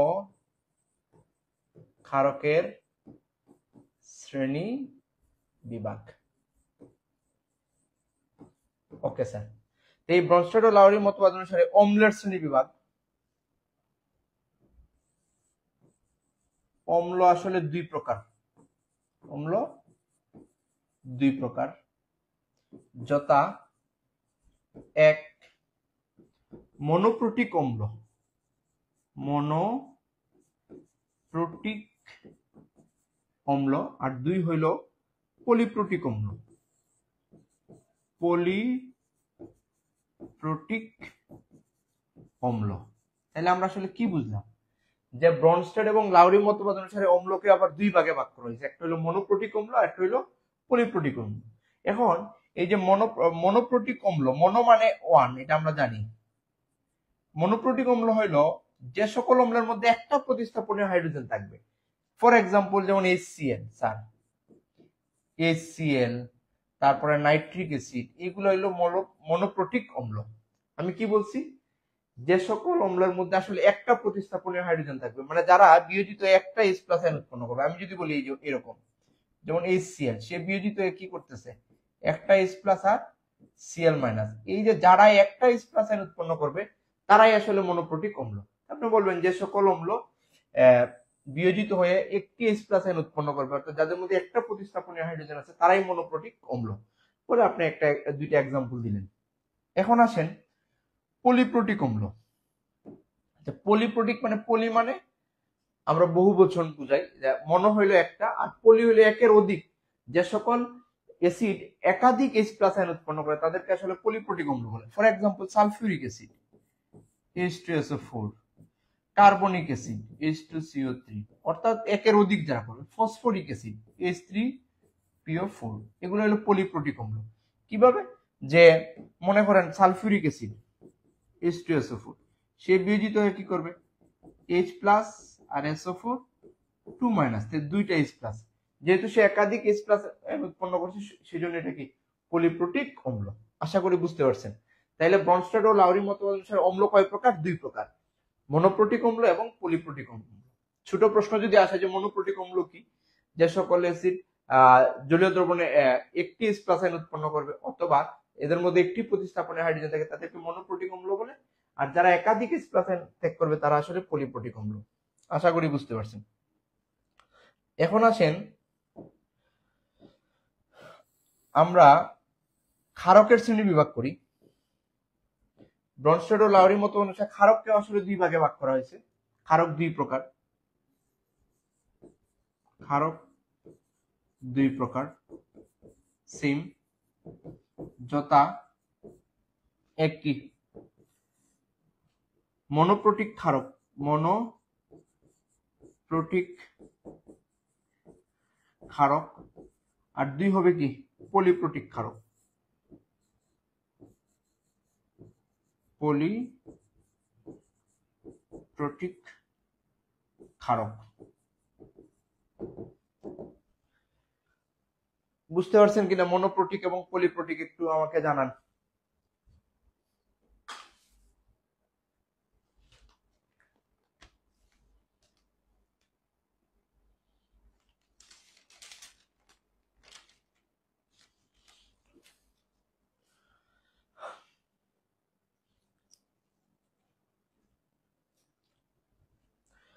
অর্থাৎ ক্ষারককারে যারা একটা প্রোটন গ্রহণ করতে পারবে আর যারা একাধিক প্রোটন গ্রহণ করতে পারবে।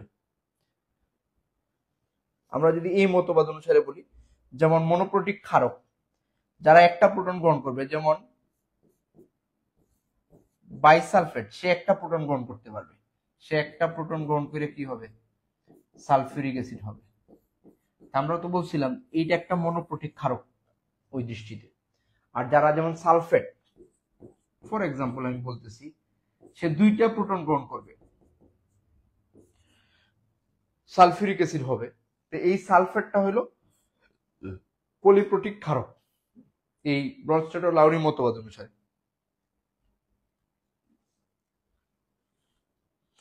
স্যার কেমিস্ট্রি এত কঠিন কেন? স্যার আসলে কেমিস্ট্রি অনেক মজা, সহজ, তবে আমাদের প্রয়োজন বেসিকটা ক্লিয়ার করা। আমরা 9, 10 এবং ইন্টারমিডিয়েট লেভেলে যদি বেসিক ক্লিয়ার করি তাহলে অনার্স লেভেল, আমার অভিজ্ঞতা তাই বলে, কেমিস্ট্রি আসলে একটা সুন্দর এবং মজার সাবজেক্ট, যে জায়গায় অল্প বর্ণনা, অল্প ম্যাথ, সবকিছুই আছে, রিয়াকশন, ইন্টারেস্টিং ব্যাপার। তবে সবার উচিত বেসিকটা ক্লিয়ার করা। যার বেসিক জানা আছে সে কেমিস্ট্রি অবশ্যই পারবে, আর যাদের বেসিক দুর্বলতা সারা জীবন কেমিস্ট্রি তাকে ভুগাবে। আচ্ছা স্যার, তাহলে আমরা এই প্রশ্নটা আশা করি বুঝতে পারছি।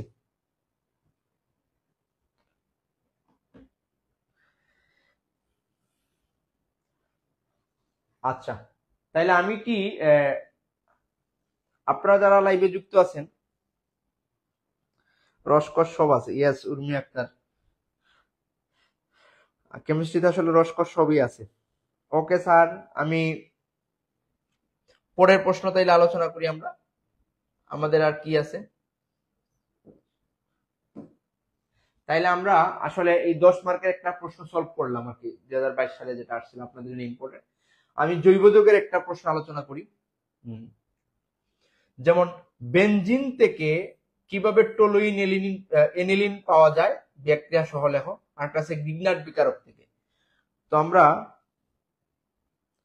বেনজিন থেকে কিভাবে টলুইন এবং এনিলিন পাওয়া যায় সেটা আমরা একটু দেখব। এটা আপনাদের জন্য খুব ইম্পর্টেন্ট। এটা যদি বুঝে থাকেন তাইলে আমরা এই প্রশ্নটা আসলে জৈব যৌগের এই প্রশ্নটা পড়ায় ফেলি। এটা আপনাদের জন্য খুব ইম্পর্টেন্ট।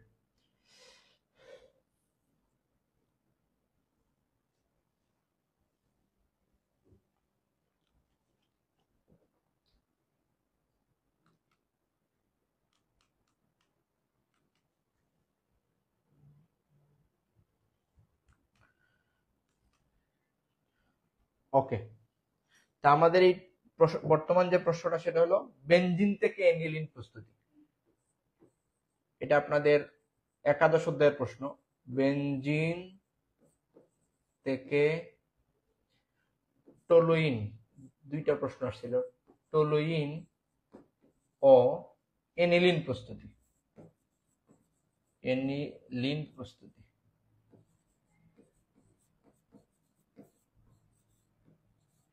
আচ্ছা স্যার, এই প্রশ্নটা আমাদের কোথায় আসছিল? NU 22, আপনাদের জন্য খুব ইম্পর্টেন্ট। জৈব যৌগ থেকে আমি বলছি এই দুই চ্যাপ্টার থেকে আপনাদের প্রায় 40 মার্কের প্রশ্ন আসছে 22-এ, 24-এ।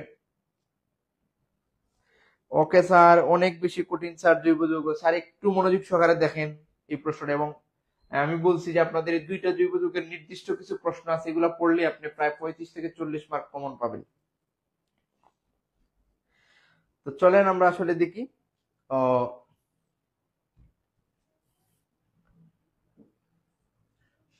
বেনজিন থেকে টলুইন ও এনিলিন। এখন আপনারা কি আসলে জানেন বেনজিনের সংকেত কি, টলুইনের সংকেত কি?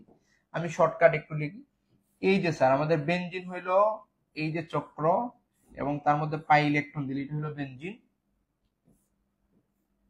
আর এইটা হইলো আমার বেনজিনের সাথে একটা হাইড্রোজেন যখন CH3 দ্বারা প্রতিস্থাপিত, এটার নাম হইলো টলুইন।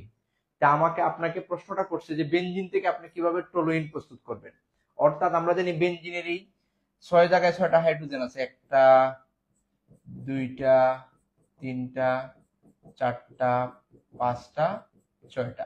এই 6টা হাইড্রোজেনের একটাকে যখন আপনি এই ছয়টা হাইড্রোজেন একটাকে যখন আপনি মিথাইল দ্বারা প্রতিস্থাপিত করবেন তখনই আসলে আপনার বেনজিন থেকে কি হয়ে যাচ্ছে, টলুইন হয়ে যাচ্ছে। আর এই প্রশ্নটা পারলেই আপনি পরীক্ষায় 3 মার্ক পেয়ে যাচ্ছেন। তো বেনজিন থেকে আমরা আসলে কি বানাইতে চাচ্ছি, টলুইন। দেখেন স্যার, জৈব যৌগ খুব কঠিন কিছু না।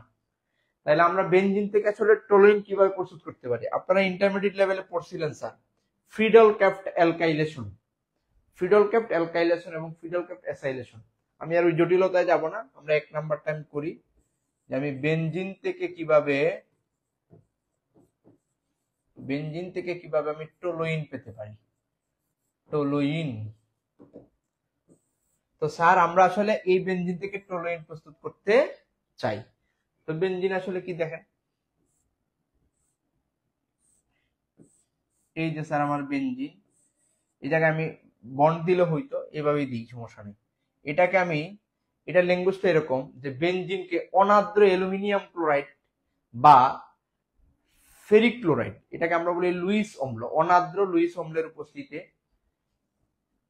অ্যালকাইল হ্যালাইডের সাথে, অ্যালকাইল হ্যালাইড বলতে CH3 আমি দিই আর Cl দিয়ে দিই। অ্যালকাইল হ্যালাইড মানে কি, RX, আর মানে যে কোনো, যে মিথাইল, ইথাইল, প্রোপাইল, যে কোনোটা।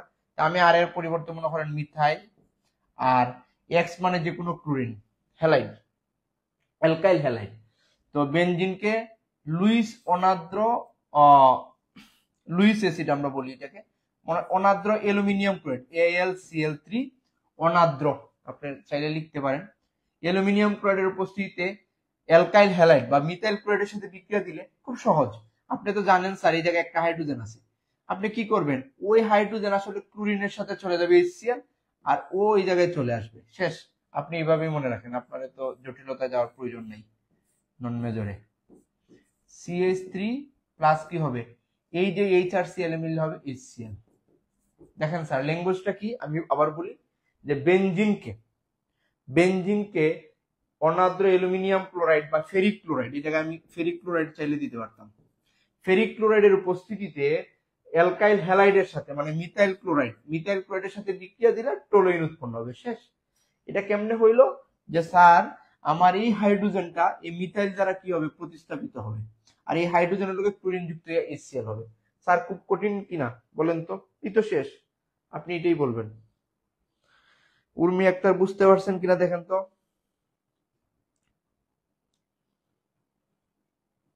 আপনারা বেনজিন থেকে টলুইন দেখেন, এই যে জাস্ট একটা লাইনে হয়ে যাচ্ছে আমার আনসার। বুঝছেন কিনা বলেন তো, বুঝলে আমরা পরেরটা পড়াবো। বেনজিন থেকে টলুইন প্রস্তুতি যদি আপনারা বুঝে থাকেন তাহলে আমরা পরেরটা পড়াবো।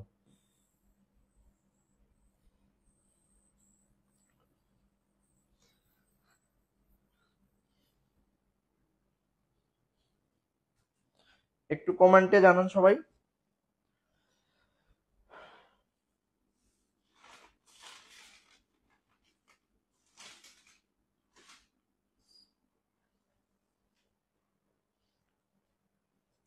বেনজিন থেকে টলুইন, এটা কি বুঝছি স্যার আমরা?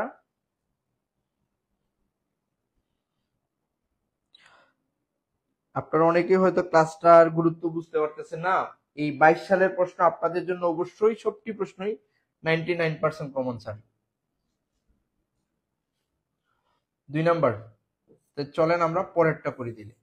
এই 2 নাম্বারটা আসলে আমাদের 2 ধাপে বিক্রিয়াটা করতে হবে। কয় ধাপে? 2 ধাপে। তা আমরা যদি বেনজিন থেকে টলুইন সেই জিনিসটা বুঝে ফেলি, সিম্পল বিষয়। তো আমি বেনজিন থেকে যে আমরা এনিলিন বানাবো, বেনজিন থেকে কি বানাবো, এনিলিন। তাহলে আমরা বেনজিনের সংকেতটা কি আর এনিলিনের সংকেতটাকে একটু দেখি। এই হইলো স্যার বেনজিন, বেনজিন তো একটু আগে চিনছি। আর এনিলিন হইলো এই বেনজিনের একটা হাইড্রোজেন NH2 মূলক দ্বারা প্রতিস্থাপিত হবে, এটার নাম হইলো এনিলিন। বেনজিনের একটা হাইড্রোজেন পরমাণুর পরিবর্তে আসলে NH2 হবে, সেইটাই আসলে কি এনিলিন। এখন ব্যাপার হয়েছে কি জানেন, যে এই সরাসরি থেকে বেনজিন থেকে আসলে এনিলিনে যাওয়া যায় না, সরাসরি যাওয়া যায় না, সরাসরি যাওয়া যাচ্ছে না, সরাসরি বেনজিন থেকে এনিলিন প্রস্তুত করা যাচ্ছে না, এটা একাধিক ধাপে করা লাগে। এই যে বেনজিন থেকে আমরা কিন্তু বেনজিন থেকে সরাসরি টলুইনে চলে গেছিলাম, এটা কি ছিল টলুইন। কিন্তু এই জায়গায় সরাসরি এক ধাপে যাওয়া যাচ্ছে না, এটাকে দুই ধাপে করতে হবে। হ্যাঁ, এটা নন মেজর কেমিস্ট্রি 1 ক্লাস হচ্ছে। ঠিক আছে স্যার, এখন আসেন, সরাসরি যাওয়া যাচ্ছে না, এই বেনজিন থেকে টলুইনে আমরা যেভাবে সরাসরি যাচ্ছি, এই বেনজিন থেকে এনিলিনে সরাসরি যাওয়া যাচ্ছে না, দুই ধাপে যাইতে হবে। আমরা আসলে সেম অনুরূপ একটা বিক্রিয়া করব, এটাকে আমরা হেলোজেনেশন বলি। ফিডল কেপ্ট অ্যালকাইলেশন, আর একটা ছিল হেলোজেনেশন, মানে হেলাইট দ্বারা আমরা এই যে হাইড্রোজেন পরমাণুটা হেলোজেন দ্বারা প্রতিস্থাপিত করব। তো আমরা প্রথমে কি করব জানেন, বেনজিন থেকে ক্লোরোবেনজিন বানাবো। বেনজিন থেকে কি বানাবো? ক্লোরোবেনজিন। আর এই ক্লোরোবেনজিন থেকে আমি তৈরি করব আসলে কি এনিলিন। তো আমরা দেখি এটা দুই ধাপে আমরা আসলে করব। বেনজিন থেকে ক্লোরোবেনজিন কিভাবে বানাই।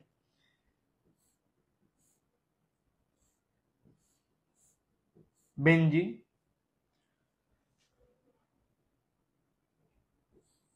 বেনজিন এর সাথে সেম, ওই যে প্রভাবক আমার সেম, কিন্তু যে AlCl3 অনাদ্র অ্যালুমিনিয়াম ক্লোরাইড বা ফেরিক ক্লোরাইডের উপস্থিতি, এই জায়গায় আমি ফেরিক ক্লোরাইডও দিতে পারতাম, কোনো সমস্যা নেই। ক্লোরিনের সাথে বিক্রিয়া দেবো। কার সাথে? ক্লোরিন। স্যার এই যে হাইড্রোজেন আছে, এই ক্লোরিনের একটা ক্লোরিন কি করবে? এই হাইড্রোজেনকে প্রতিস্থাপিত করে ফেলবে। খেয়াল করেন স্যার, এই যে স্যার এই জায়গায় হবে ক্লোরোবেনজিন।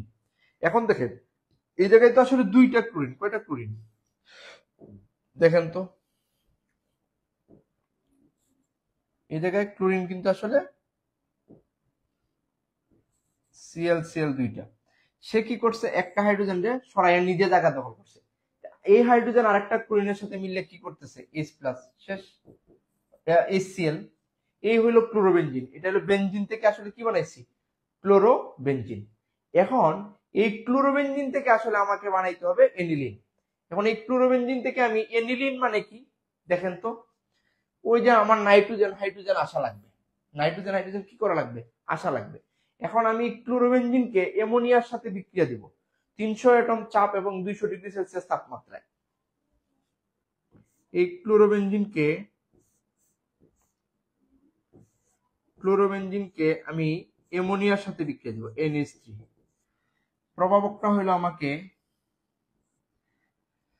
হ্যাঁ, কিউপ্রাস অক্সাইড এবং 300 ডিগ্রি সেলসিয়াস তাপমাত্রা, 200 ডিগ্রি সেলসিয়াস তাপমাত্রা এবং 300 অ্যাটম চাপ। 200 ডিগ্রি সেলসিয়াস তাপমাত্রা, এটা আপনাকে একটু মনে রাখতে হবে। 300 অ্যাটম চাপ দিলে এই জায়গায় আমার হয়ে যাবে এনিলিন।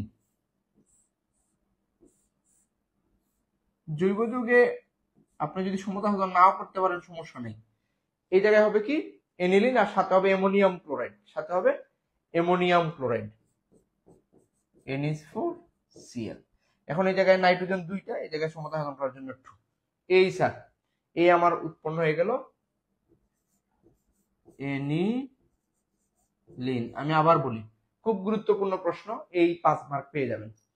আমি আবার বলি, প্রথমে আমি বেনজিনকে আমি কি করব? ক্লোরিনের সাথে বিক্রিয়া দিলে ক্লোরোবেনজিন। এই জায়গায় প্রভাবক কি? অ্যালুমিনিয়াম ক্লোরাইড বা ফেরিক ক্লোরাইড দিলে আমার ক্লোরোবেনজিন এবং HCl উৎপন্ন হবে। এই ক্লোরোবেনজিনকে আমি অ্যামোনিয়ার সাথে বিক্রিয়া করে এনিলিন এবং অ্যামোনিয়াম ক্লোরাইড উৎপন্ন হবে। এই হইল আপনার বেনজিন থেকে টলুইন। অর্থাৎ ন্যাশনাল ভার্সিটিতে 22-এ যে প্রশ্নটা আসছিল একাদশ অধ্যায়ের, খুব গুরুত্বপূর্ণ, এটা আপনাদের জন্য 99% কমন একটা কোয়েশ্চন।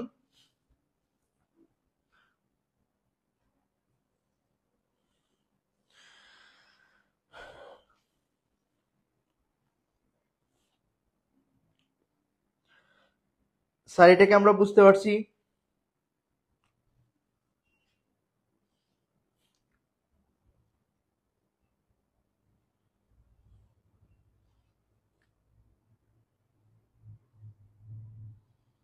একটু কমেন্টে জানান।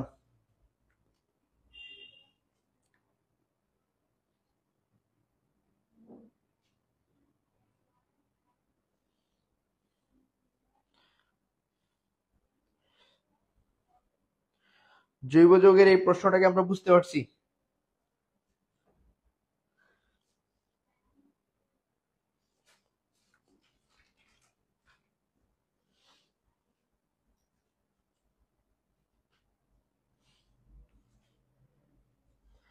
ওকে, যদি বুঝতে পারেন স্যার তাইলে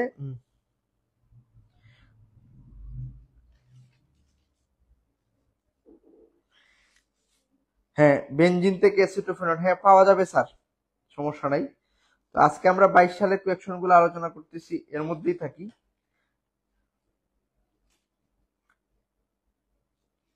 সব করা যাবে, অ্যাসিটোফেনন, এনিলিন, টোলুইন, যা প্রয়োজন, নাইট্রোবেনজিন, সবগুলো আমরা তৈরি করতে পারবো। আচ্ছা,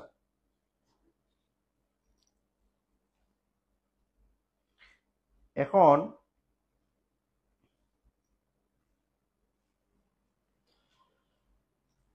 আমরা যদি বুঝতে পারি তাহলে চলেন,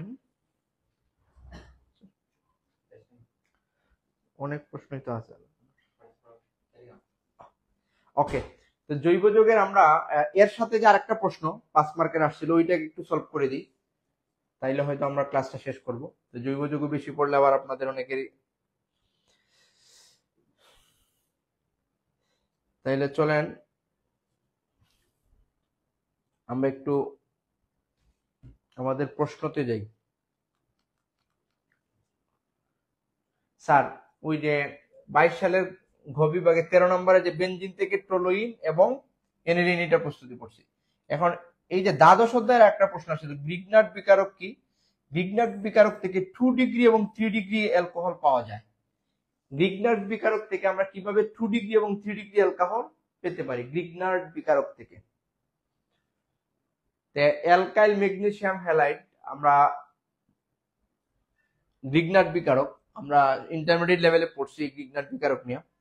তো গ্রিগনার্ড বিকারক থেকে আমরা 2 ডিগ্রি এবং 3 ডিগ্রি অ্যালকোহল আমরা কিভাবে প্রস্তুত করতে পারি, আমি গত লাইভে মনে হয় কিভাবে আমরা 1 ডিগ্রি 2 ডিগ্রি 3 ডিগ্রি অ্যালকোহল শনাক্ত করতে পারি বুঝাইছিলাম। ওই জায়গায় আমরা আসলে বলছিলাম যে 1 ডিগ্রি অ্যালকোহল কোনটা, 2 ডিগ্রি অ্যালকোহল কোনটা এবং 3 ডিগ্রি অ্যালকোহল কোনটা। এখন এরই আলোকে একটা প্রশ্ন আসছে, যে গত লাইভে আমরা পড়ছিলাম যে কিভাবে এই 1 ডিগ্রি 2 ডিগ্রি এবং 3 ডিগ্রি অ্যালকোহল শনাক্ত করতে পারি, সেটা করছিলাম লুকাস বিকারকের সাহায্যে। যারা দেখেন নাই আগের লাইভটা দেখলেই হবে। আজকে আমাদের কাজ হয়েছে গ্রিগনার্ড বিকারক থেকে আপনি কিভাবে 2 ডিগ্রি এবং 3 ডিগ্রি অ্যালকোহল প্রস্তুত করতে পারেন। চলেন আমরা আসলে দেখি দিই।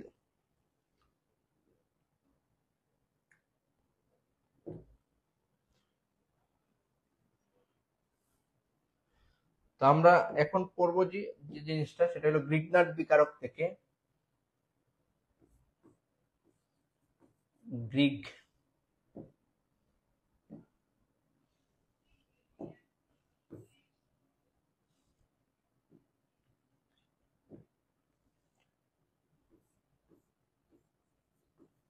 গ্রিক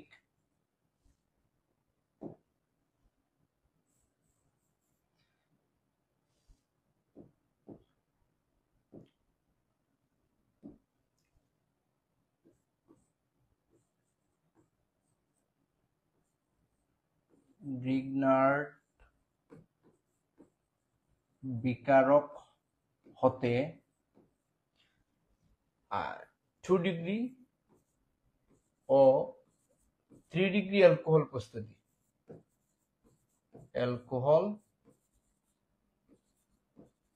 এটা আপনাদের দ্বাদশ অধ্যায়ের প্রশ্ন, জৈব যৌগের প্রস্তুতি। তো স্যার আমরা আসলে এটা কোথায়, এনইউ 22 সালে আসছিল, আপনাদের জন্য খুব ইম্পর্টেন্ট।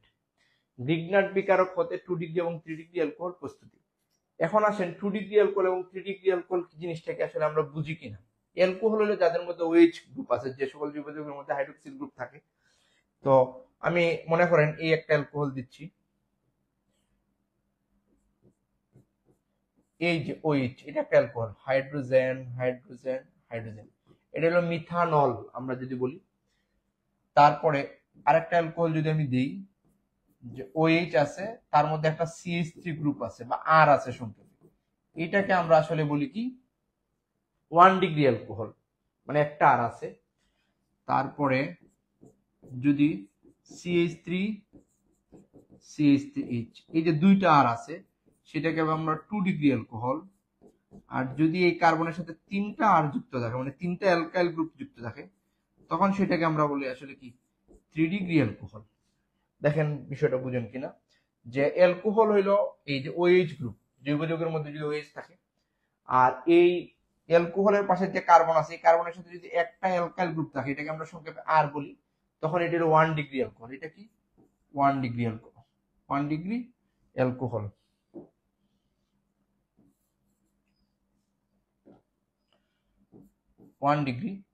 এটা হলো 2 ডিগ্রি অ্যালকোহল। এটা কি 3 ডিগ্রি অ্যালকোহল। আমাদের পরীক্ষার যে প্রশ্নে আসছে যে আমি 2 ডিগ্রি অ্যালকোহল এবং 3 ডিগ্রি অ্যালকোহল কিভাবে তৈরি করব, কিসের সাহায্যে করব? গ্রিগনার্ড বিকারকের সাহায্যে। আমরা আসলে কি করব? গ্রিগনার্ড বিকারকের সাহায্যে।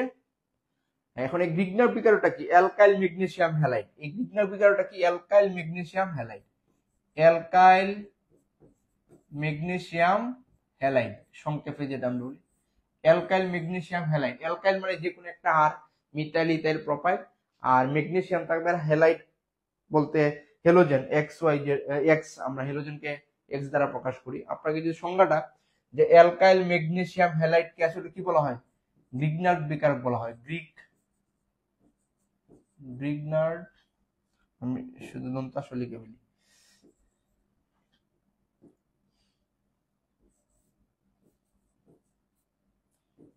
গ্রিগনার্ড বিকারক। আমরা সংজ্ঞাটা কি দিব? অ্যালকাইল ম্যাগনেসিয়াম হ্যালাইডকে গ্রিগনার্ড বিকারক বলে। স্যার গ্রিগনার্ড বিকারক কি এবং 1 ডিগ্রি 2 ডিগ্রি 3 ডিগ্রি অ্যালকোহল কি সেটা আমরা বুঝছি কিনা একটু জানান আমাকে।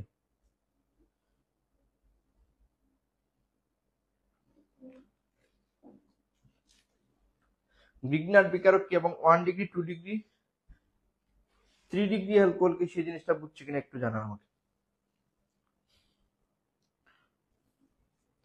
এখন চলেন আমরা গ্রিগনার্ড বিকারক থেকে, গ্রিগনার্ড বিকারক কি? অ্যালকাইল ম্যাগনেসিয়াম হ্যালাইডকে গ্রিগনার্ড বিকারক বলে। এখন এই গ্রিগনার্ড বিকারক থেকে আমরা আসলে কি প্রস্তুত করব? আচ্ছা, আমরা এই যে অ্যালকাইল ম্যাগনেসিয়াম হ্যালাইড, এই আর এর পরিবর্তে তো আমি কি লিখতে পারি? যে কোনো একটা অ্যালকাইল, CH3, ম্যাগনেসিয়াম তো ম্যাগনেসিয়াম থাকবেই, হ্যালাইড মানে কি? এই জায়গায় হ্যালোজেন, এটাকে আমরা ফ্লুরিন লিখতে পারি, ব্রোমিন লিখতে পারি, আয়োডিন লিখতে পারি। তে এটা কি? এই যে এই ফরম্যাটের CH3MgI, এটা কি বোঝাচ্ছে? একটা গ্রিগনার্ড বিকারক। এখন আমরা এই গ্রিগনার্ড বিকারকের সাহায্যে আসলে কি করব? অ্যালকোহল প্রস্তুত করবো 1 ডিগ্রি 2 ডিগ্রি। আমি এই গ্রিগনার্ড বিকারকটা মুছে ফেলি। আচ্ছা, এই যে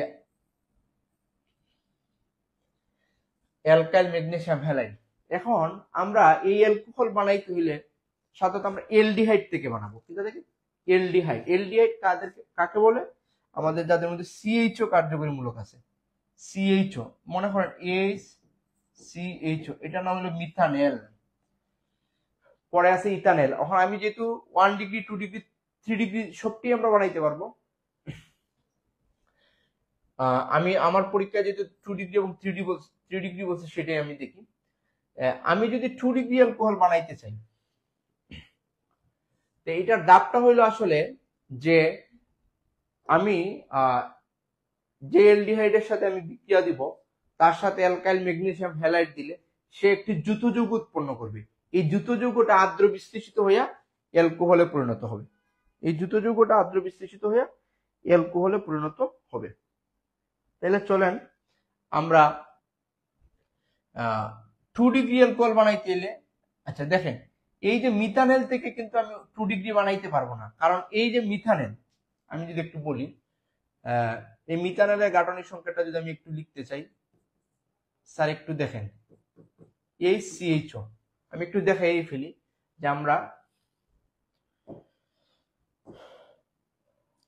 আমার পরীক্ষায় কিন্তু 1 ডিগ্রি আসে নাই, কিন্তু আমি একটু দেখাই দিচ্ছি, আসতেও পারে, যে মিথানেল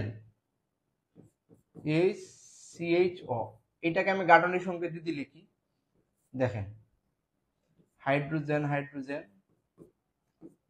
এই কার্বনের 4 হাত, এই হলো স্যার মিথানেল।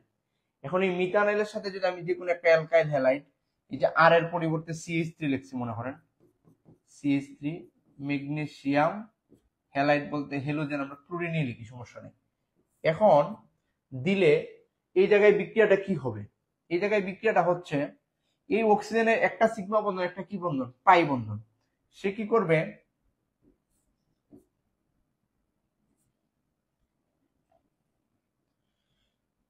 এইচ এইচ, এই পাই বন্ধনটা ভেঙে মানে আমার এই জায়গায় একটা জুতো যৌগ উৎপন্ন হবে। কি হবে? জুতো যৌগ অক্সিজেনের সাথে। এই জায়গায় চলে আসবে CH3টা, আর এই জায়গায় চলে OMgCl। দেখেন বুঝেন কিনা, এটা একটা জুতো যৌগ উৎপন্ন হয়। আমরা Cl এর জায়গায় ব্রোমাইডও দিতে পারতাম, আমি এই অংশটা এখন মুছে ফেলবো।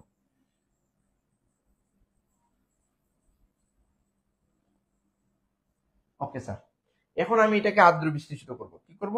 জুতো যৌগটাকে আমি আর্দ্র বিশ্লেষিত করব। আর্দ্র বিশ্লেষিত মানে পানির উপস্থিতিতে। আমরা জানি আর্দ্র বিশ্লেষণটা হলো পানির ধনাত্মক ঋণাত্মক প্রান্ত এই যৌগটির বিপরীত আধান বিশিষ্ট দুই অংশের সাথে যুক্ত উৎপাদ উৎপন্ন করে। আপনি এই জায়গায় কি করবেন জানেন? এই যে পানি থেকে H প্লাসটা কি, এটা এটা তো বিয়োজিত হয়ে H প্লাস হয় আর কি হয়, OH মাইনাস। আমি এটা একটু দেখাচ্ছি। এই পানিটা ব্যঙ্গে হবে H প্লাস আর OH মাইনাস। এখন আমার তো অ্যালকোহল হইতে হবে। দেখেন একটু খেয়াল করেন স্যার, এই অ্যালকোহল হইতে হলে এই Hটা O এর সাথে যুক্ত হইলে হয়ে যাচ্ছে আমার। তো দেখেন অন্যদিকে কোনো চেঞ্জ নাই, যা আছে CH3 আর OH প্লাস। এখন এই OHটা ম্যাগনেসিয়াম হাইড্রোক্সাইড হ্যালাইড হিসেবে হবে। এই স্যার এই যে এই অ্যালকোহলটা 1 ডিগ্রি অ্যালকোহল। কি অ্যালকোহল? 1 degree alcohol. স্যার আমার পরীক্ষায় কিন্তু 1 ডিগ্রি আসে না, তারপরে তৈরি করে দিছি আর কি।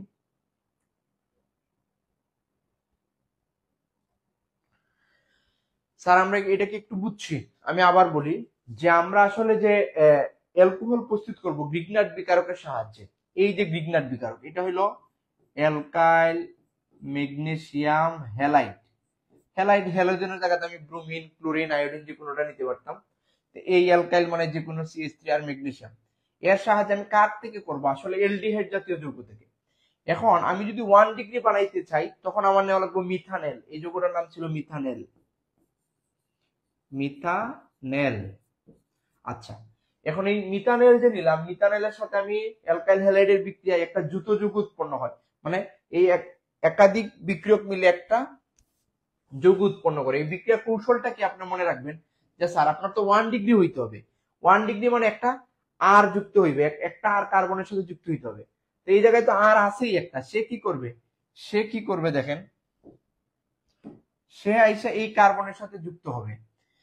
এই যে কার্বনের পাই বন্ধনটা ছিল, তখন ওর অক্সিজেনের একা খালি হবে। এই অক্সিজেনে কি করবে? ম্যাগনেসিয়াম ক্লোরাইডকে ধরে ফেলবে, ওই একটা জুতো যৌগ। এইটা হলো একটা জুতো যৌগ। এখন এটা আর্দ্র বিশ্লেষিত অ্যালকোহল হবে। আপনার ফোকাসটা এই জায়গায়। আর্দ্র বিশ্লেষিত মানে আমি পানির সাথে বিক্রিয়া দেবো, পানি দিয়ে দিতে H প্লাস এবং OH মাইনাস। আপনি মনে রাখবেন অ্যালকোহল হইতে OH এর সাথে একটা H প্রয়োজন, এই Hটা এই জায়গায় চলে আসলো। আর এই ম্যাগনেসিয়াম ক্লোরাইড, এই ম্যাগনেসিয়াম এবং ক্লোরাইডের মাঝখানে OHটা দিয়ে দিবেন, সবসময় এরকমই হবে। এখন আসেন, এই হইলো আমার 1 ডিগ্রি। এখন চলে আমরা 2 ডিগ্রিটা। 2 ডিগ্রি হইতে হইলে আমার দুইটা আর প্রয়োজন। স্যার একটু খেয়াল করেন, এই একটা আর এই একটা আর।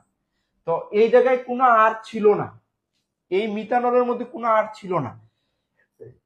গ্রিগনাট বিকারকের সাথে দেওয়ার সাথে একটা আর আসছে। এখন আমি দুইটা আনতে হইলে এমন একটা যৌগ নিতে হবে যার মধ্যে আগে থেকেই একটা কি আছে, আর আছে। দেখেন, অর্থাৎ CH3H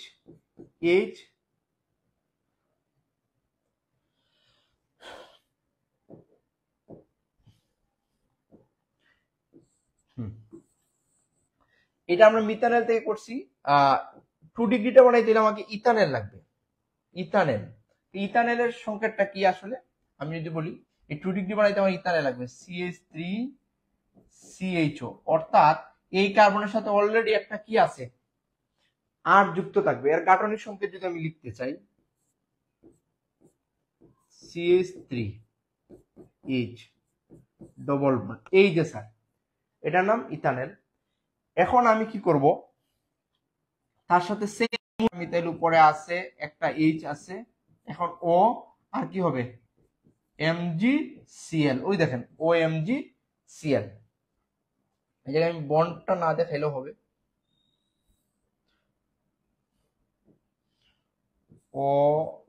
OMgCl। দেখেন তো আগেরটার মতো না? এতটুকু কি বুঝছেন? একটু আমাকে জানান তো বিক্রিয়া কৌশলটা।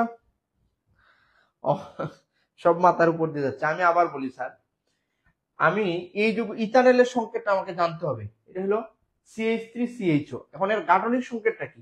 এই কার্বনের 4 হাত, এই কার্বনে 2 হাতে অক্সিজেন ধরছে, ওর হাতে একটা CH3।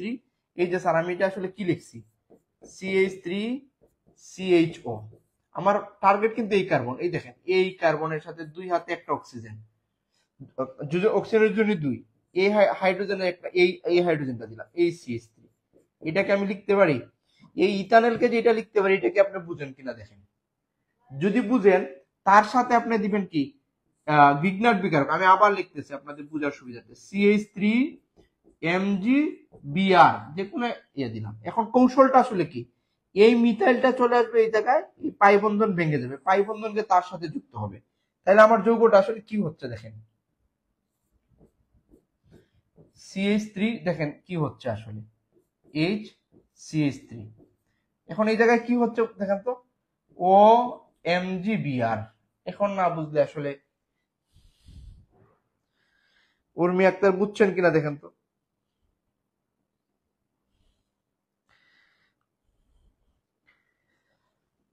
আপনি শুধু ফরম্যাটটা বুঝবেন, যে ফরম্যাটটা আমি কিভাবে লিখবো, এই জায়গায় নতুন কিছু আসতেছে না। তা আমরা 2 ডিগ্রি অ্যালকোহল বানাবো। আমি এই যে 2 ডিগ্রি অ্যালকোহলটা, এই অংশটা একটু মুছে ফেলি। আচ্ছা, এখন আমরা এটাকে কি করব, আদ্র বিশ্লেষিত করব। এটা আমি বোঝানোর জন্য লিখছিলাম এই জিনিসটা। উর্মি আক্তার একটু বলেন তো যেটা বুঝছেন কিনা। এখন এটাকে আমরা আদ্র বিশ্লেষিত করব। আদ্র বিশ্লেষিত মানে পানির সাথে দিব। এই জায়গায় আপনার টার্গেট রাখবেন যে পানি ভেঙে H প্লাস হবে, আর কি হবে OH মাইনাস। এখন সবসময় মনে রাখবেন যে আমার অ্যালকোহল হইতে হবে, এই H প্লাসটা, এই H প্লাসটা সবসময় O এর কাছে আসবে, আর এই OH টা তাদের মাঝখানে প্রবেশ করবে, তাই হবে। এখন আমরা দেখি CH3 আছে, H আছে, CH3 আগের মতো আমরা করে লিখবো, ম্যাগনেসিয়াম হাইড্রোক্সাইড আর কি Cl, সেম আগের মতো করে লিখছি। সরি, আমি আদ্র বিশ্লেষিত, এটা এনাদার যুগ হবে, এনাদার।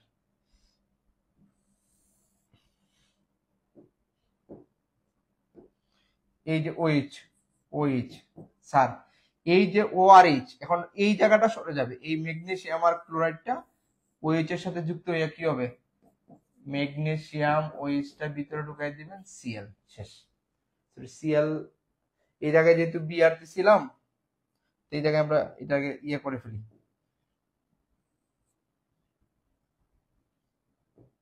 Cl করে ফেলি, Cl। এই যে স্যার এখন দেখেন এই কার্বনের সাথে দুইটা কি আছে, CH3 আছে, সুতরাং এটা কি ডিগ্রি, 2 ডিগ্রি অ্যালকোহল। এটা কি degree, 2 degree alcohol, 2 degree alcohol. দেখেন বুঝছেন কিনা, 2 ডিগ্রি অ্যালকোহল। 3 ডিগ্রি হইতে হলে কি হবে, 3টা আর যুক্ত হইতে হবে, 1টা 2টা 3টা। এখন আমরা 3 ডিগ্রিটা করব। হ্যাঁ জি স্যার, Cl না Br হবে, যে কোনোটা দিতে পারেন স্যার। মানে এই জায়গায় যদি আমরা Cl দিই, এই জায়গায় Cl রাখবো, এই জায়গায় Br দিলে ওই জায়গায় Br রাখবো, সমস্যা নেই।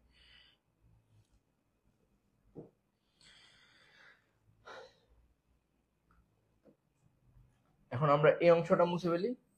এই হইল, এটা ছিল আমাদের 2 degree alcohol, 2 degree alcohol. Sir আমাদের ক্লাস শেষ পর্যায়ে, আমরা এখন 3 ডিগ্রি অ্যালকোহল প্রস্তুত করলেই আমাদের হয়ে যাবে।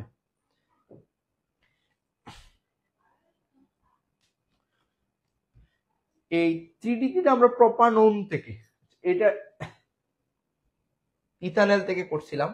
এখন এই 3 ডিগ্রি করলে দেখেন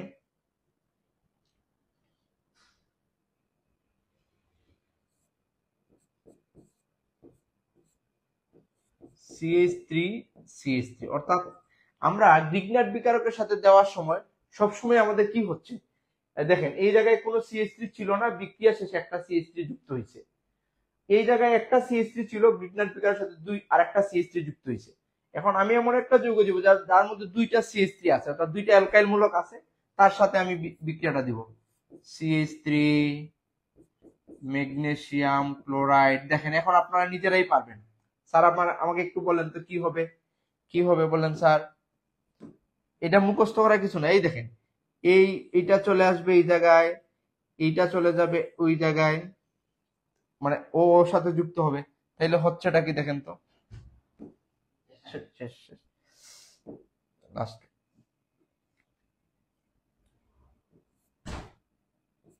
দেখেন তো আপনারা বুঝেন কিনা, CH3 এখন হবে কি স্যার, এই যে CH3 এই জায়গায় চলে আসবে, আমি বলছিলাম CH3 এই জায়গায় হবে কি OMgCl, হ্যাঁ একেবারে আগের মতোই। এখন আমরা এটাকে কি করব, আদ্র বিশ্লেষিত করব, H2O H প্লাস আর কি OH মানে দেখাইতে হয় না, আমি দেখাচ্ছি আর কি। তো এই যে স্যার এখন কি হবে, আদ্র বিশ্লেষণটা কিভাবে হয় আমরা আগে বলছিলাম, এই যে এই H প্লাসটা মনে করেন এই OH এর সাথে যুক্ত হয়ে OH হয়ে যাবে, আর AMgCl টা OH এর সাথে যুক্ত হয়ে যাবে। অনুরূপ সব সময় একই রকম বিক্রিয়া, মানে একটা পারলে আপনি সবটা পারতেছেন। এই জায়গায় কি হবে, CH3 প্লাস কি হবে, ওই যে MgCl এর মাঝখানে OH টা ঢুকিয়ে দিবেন, OH। এই যে স্যার এটা কি 3 ডিগ্রি অ্যালকোহল। প্র্যাকটিস লাগবে স্যার, প্র্যাকটিস। আপনি এই জায়গায় মুখস্থ করার কোনো প্রয়োজন না, আপনি বুঝবেন যে এর মেরিটটা কি, আসলে কোন জায়গায় কোন ধরনের বিক্রিয়াটা হচ্ছে। তো স্যার আমরা জৈব যৌগের একটা প্রশ্ন একাদশ এবং দ্বাদশ অধ্যায়ে দুইটা কোয়েকশন আলোচনা করছি। সূরা আলম বুঝছেন কিনা স্যার,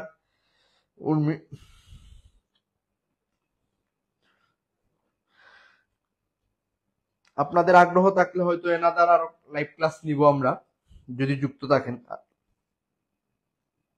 তবে আমার বিশ্বাস আমরা যে আজকের যে লাইভ ক্লাসটা করছি, মোট টোটাল 4টা কোয়েকশন আলোচনা করছি, অর্থাৎ 20 মার্ক। এমনও হইতে পারে 24 সালে পেয়ে যাচ্ছেন।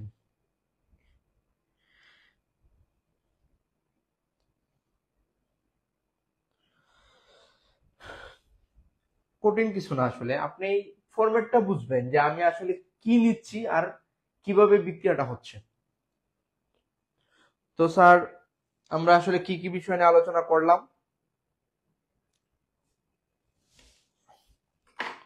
আমরা 22 সালের প্রশ্নের গ বিভাগে গুরুত্বপূর্ণ কিছু টপিক নিয়ে আলোচনা করছিলাম। অর্থাৎ গ বিভাগের এইগুলো বর্ণনামূলক প্রশ্নগুলো আমি আলোচনা করি নাই, যে আয়ন ইলেকট্রন পদ্ধতিতে সমীকরণের সমতা সাধন, তারপরে ব্রনস্টেড ও লাউরি মতবাদ অনুযায়ী অম্ল ক্ষারক কাকে বলে তার শ্রেণী বিভাগ, বেনজিন হতে কিভাবে টোলুইন এবং এনিলিন পাওয়া যায়, এবং গ্রিগনার্ড বিকারক থেকে কি এবং গ্রিগনার্ড বিকারকের সাহায্যে কিভাবে আমি 2 ডিগ্রি 3 ডিগ্রি অ্যালকোহল প্রস্তুত করা যায়। আমি 1 ডিগ্রিটা আপনাদেরকে দেখাই দিচ্ছি, আশা করি আপনাদের সমস্যা হবে না। আমি নেক্সট ক্লাস যদি নেই লাইভে, তাহলে এই যে জৈব যৌগের নামকরণ এবং জৈব যৌগ থেকে যে অংশগুলো আসছে বা গাণিতিক্যাল কোনো টার্ম থাকলে সেটা আলোচনা করে দেব। ওকে, ধন্যবাদ, দেখা হচ্ছে পরবর্তী ক্লাসে। ভালো থাকবেন সবাই, ধন্যবাদ। আর ভালো রেজাল্ট করতে হলে একটু পড়াশোনা বেশি করা লাগবে, আর খুব শর্ট সাজেশন নিলে আপনার প্রিপারেশনটা শর্ট সাজেশনের মতোই হবে। তো চেষ্টা করব, আমাদের প্রাইমেট ক্লাব গ্রুপের ওয়েবসাইটে একটা সাজেশন দেওয়া আছে, তার থেকে আরো শর্ট সাজেশন হয়তো আরো দিলে প্রস্তুতিটা ওই রকম ভালো হবে না, শতভাগ পাওয়া সম্ভব হয় না, তারপরে চেষ্টা করবো একটা শর্ট সাজেশন দেওয়ার। ধন্যবাদ সবাইকে, দেখা হচ্ছে পরবর্তী ক্লাসে, ভালো থাকবেন সবাই।